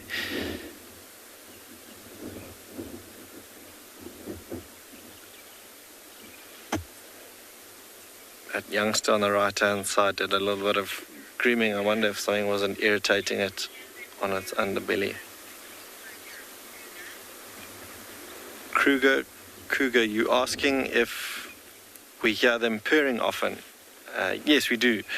When, maybe not now with their full bellies and the heat of the day, but they are quite playful and they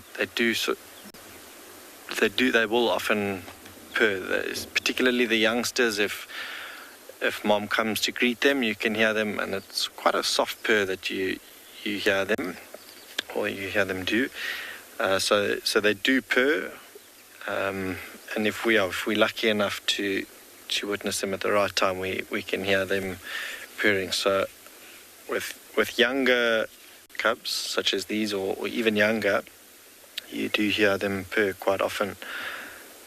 And that's just one of the ways that they strengthen the bond between each other.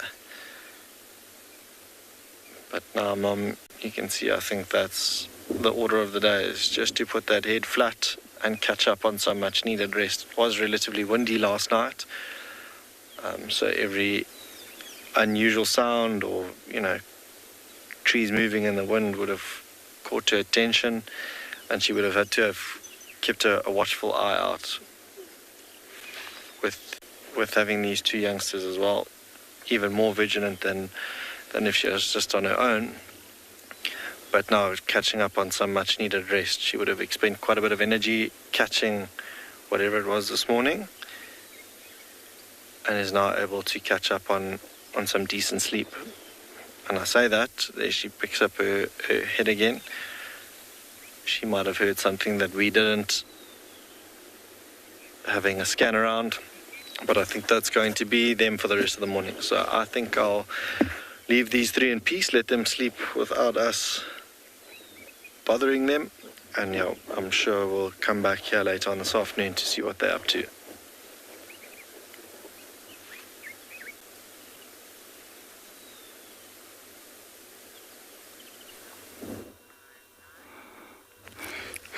Well, from some flat cheetahs to some active elephants, and here it's another beautiful setting set by Mother Nature, as you can see. It's just wonderful to see elephants out in the open, and looks like they have paraded themselves for me to choose who is the matriarch. Can you guess quickly before I tell you? 1, 2, 3. I think she is the one at the back. Did you guess so? Well done if you did. Yes, looking at her size, her hunchback, and also she's she's got a bit of sunken dimples over there. I would say she is the matriarch. The one in front, definitely it's a male, so there's nowhere she can rank as the matriarch. So it's in between the two that are back to back, the big one's in the middle, the farthest one with a broken tusk in the middle. Well, matriarchs are the leaders of a herd of elephants, and usually they associate with their sisters and their siblings, as you can see here. Each one of them maybe has had about 2 or 3 calves, and she is the one that is the mastermind, the brain of the whole herd, even in terms of danger. The others will react fast, but if it's something that she has to intervene, she is the one that makes the last call. I had an experience sometimes back where an elephant didn't like me, and she stood in front of the vehicle for a few minutes, and I thought she was gonna hit the vehicle, but then all of a sudden the old matriarch approached, came by, and there was a little rumble, like whirr, and everything changed. It was like, there's nothing, you're concerned about nothing, move on. And actually I realized that she calls the last call. Continue talking to us, #WildEarth. Questions and comments are very, very welcome. Here, this herd looks like they're heading back towards the nice and lush marshes that we have dotted along close to the river. Yeah, that matriarch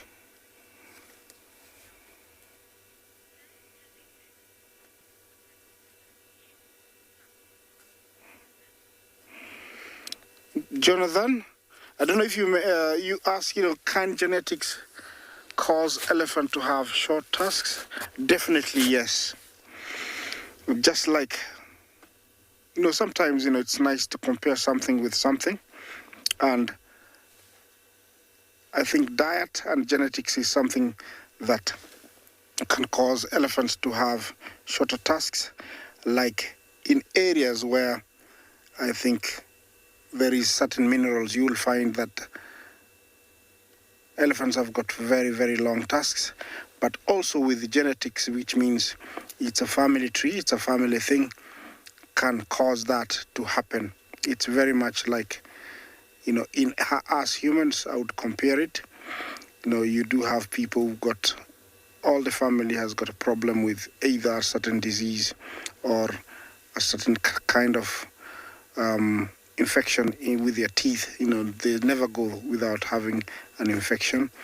Very much the same with elephants, you will find that elephants have got either thin and very long tusks, others very short, others very thick and long. So definitely there is something to do with genetics. And not only that, but others can have no tusks at all. You'll find, one of them might have and the rest won't have. So it's definitely a genetic thing. Well, that's a beautiful view you have there. Enjoy it for a little bit.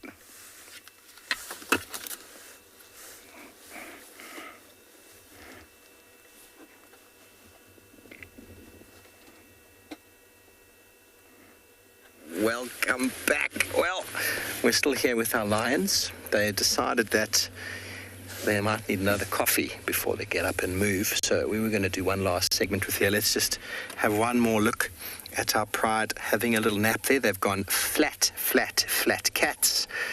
And unless something else decides to walk past them today, which it's all possible, and it's another herd of giraffe, or someone might decide to come down to Torchwood Watering Hole for a drink, I don't think they're going to move. It's a very nice marula tree they've chosen here for shade.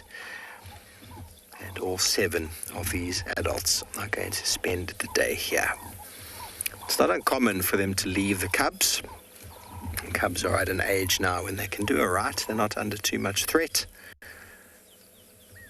And I don't think they're very far away, to be honest. We're actually going to just make a quick turn on our way and see if maybe we can just get a visual of them on our way back. Somewhere between here and Djuma. I've probably just stashed them under a tree. And those giraffe actually ran directly in that direction. So it'd be interesting to see what the cubs would have made of these huge giants galloping towards them if they were in the way. I think they would have scattered very quickly. You see how quickly the heads can pop up if something moves or if something is heard. And then they stare. They've got very good eyesight. Very good eyesight for movement, the slightest of movements. And once they've ascertained that there's nothing there, the eyes will close once more, and she'll pop back down onto the very soft bedding of grass.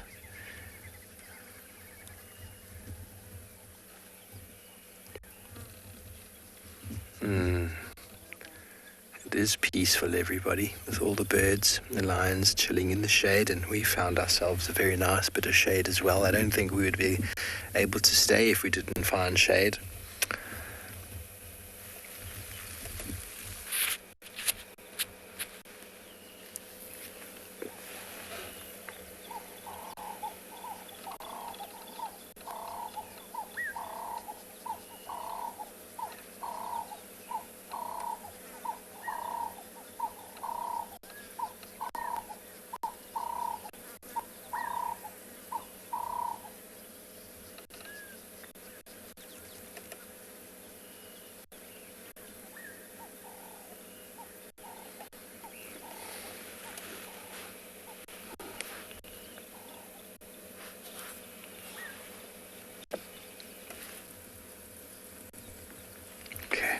We're going to move on from our lions and slowly make our way back to camp.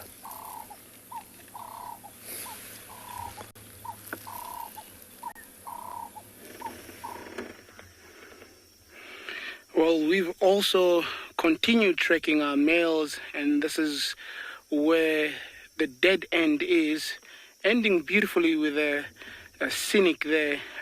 This is called Deception Valley, and it's 2 mountains actually making a very beautiful valley. And if you walk through this valley, it actually looks identical from either side when you're in the midst of the valley, hence the name called Deception Valley. Obviously, it deceives you in that dimension. But a very, very beautiful mountain range or hill, if I can call it that. Obviously, there's no roads for us to continue there following.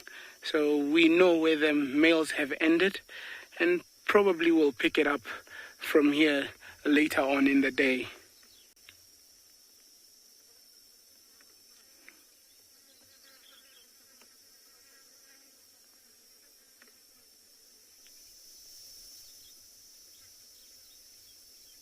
Scenic beauty of the Kalahari.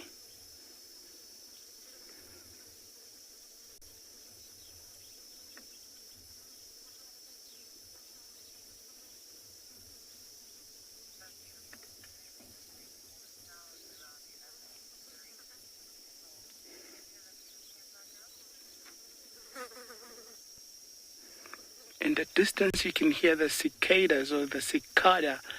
With the summer going on, this is the sound you'll continuously hear. It's a mini insect that would make this high-pitched sound, and it's just a calming sound. Can be irritating to some, but I love it. And they just produce that sound by actually fluctuating or vibrating a little flaps on their under abdomen, and the emptiness or the hollow of their back would amplify that sound, and that's the sound you're listening to. Listen to that.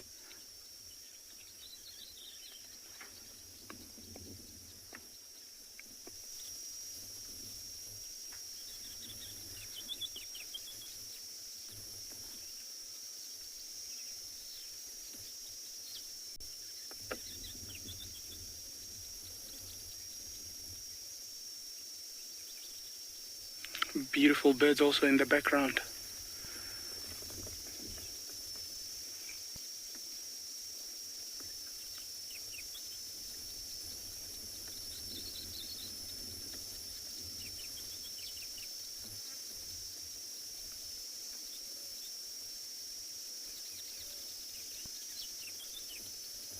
Can hear Kalahari scrub robin.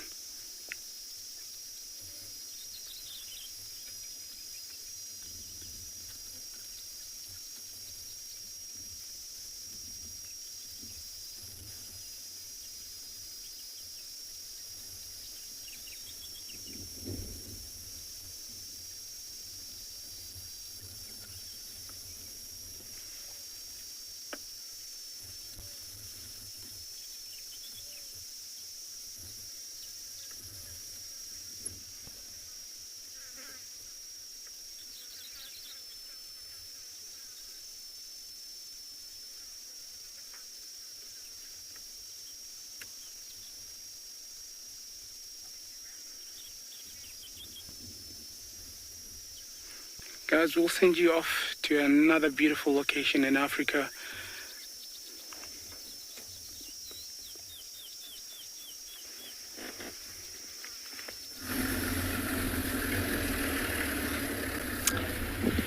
With scattered clouds at the moment here in Ngala, we don't have any. It is extremely hot at this stage, and it's getting to that time of the morning where most of the animals will be looking for shade and somewhere to hide from the sun. I've noticed this far, when we did see any antelope, they were right bundled up in the small patches of shade here and there. And that's why we're driving along the banks of the riverbed at this point to see if we might get lucky with something late morning. But as far as cats go, unfortunately, our search has not proven to be fruitful, and I think it's because they've gone to go lay down. This time of the year in the Lowveld, it gets extremely hot right on early in the morning already, and because of that, the cats specifically, they go down to go lay and rest in the shade early in the day already. So we're hoping for the best. We might take a little bit of a drop down into the riverbed up ahead, and hopefully we might pick up on something.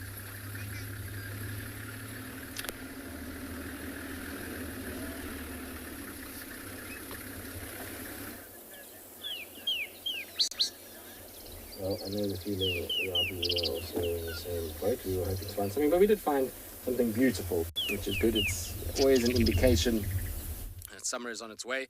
It's a roadside pimpernel that we have next to a road, funny enough, hence the name. Often find them right on the fringes of roads or disturbed areas, so like game paths. So I suppose the name is pretty good, and they fairly common in this area. We see them all throughout the summer, but particularly after a bit of decent rain, they pop up all over the show and then kind of wilt away. And especially when you get heat like we have today, these poor little flowers struggle a little bit in the heat. They get hammered quite quickly. So you find rain, they come out, then it get kind of die off, and then you get sort of a second, third, fourth flush depending on how much rain you get through the course of the summer. But it's nice that we're starting to see flowers. I saw some string of stars the other day as well. So there's a few kind of little flowers starting to creep out. I think if we get a little bit more rain, we'll start to see the bulk of them making an appearance. And it's amazing to kind of think of how much the bush has changed in the course of the last month. It was dry, drab, not a single sign of life, and all of a sudden, there's greenery everywhere. There's beautiful kind of green leaves on the trees, and then you get this color burst from the flowers that start to come out. And these guys are one of the first. We'll start to see candy stripe lilies coming out soon. We should start to see, well, actually the scotias are already flowering, so they've got those beautiful bright red flowers, particularly the little dwarf ones. Coral trees should be soon. So there's going to be a number of beautiful kind of flowers coming out, and it's really something to look forward to. I know Steve gets very excited about the fact that flowers start coming out.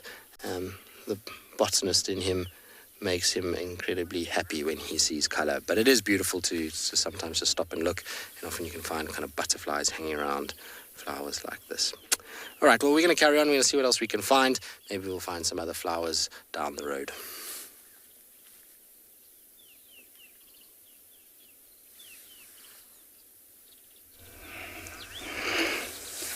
Well, it's nice to hear about Tristan and the flowers. We actually will share some more flowers because they're also coming out, and I've seen quite a good number. We will be sharing a few more in the next coming days. But back to our elephants.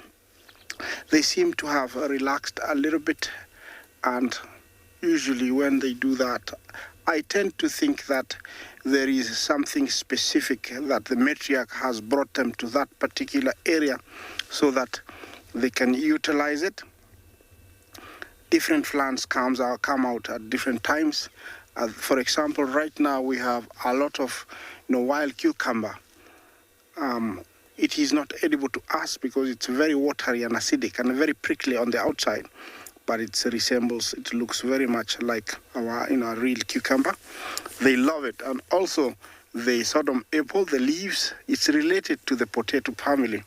And so they also love that. And I think, this is what they come for out in the plains like this, because definitely you can tell they're not picking up any grass. It's all twigs, reeds, and creepers that they're picking. In a day, elephants, they need to eat almost 1/4 of a ton of food. That is a lot of food, every day. So they have to be constantly eating and constantly on the move so that they can find, enough to fill their bellies. This is a very healthy, a very healthy female. As you can see her here, beautiful tusks. It looks like she's been using them well. Well, over here in the plains, there's no issue because they can pick up an area and find what they love or what is found within that area. As much as, as they eat, they also need to drink plenty of water. Can you imagine, drinking almost 200 liters of water every day? That's what they take, and also 250 kilograms of food, and they have to drink almost every other day. So, they do well, in areas where there is plenty of water. I've come to think about it, and again, I'll mention it. It looks like Mara is a very good place for them to, to come and breed. to come and breed because there is enough food, there is enough water, and also security is guaranteed. Sorry, I have a tractor coming by, but it's going to pass quite quickly. Yes, and they are doing very well after the long gestation period. When they drop, they don't need to wander long distances for food.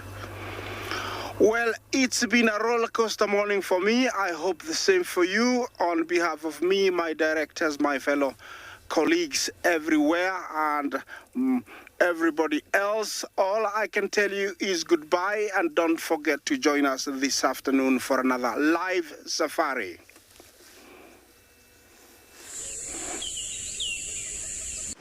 Hi, I'm Kyle, and I come to you live every day here from Tswalu Kalahari in South Africa. My favorite animal in the Kalahari has to be the aardvark. Its unique appearance, its ethology, and as well as ecology within this vast ecosystem is amazing.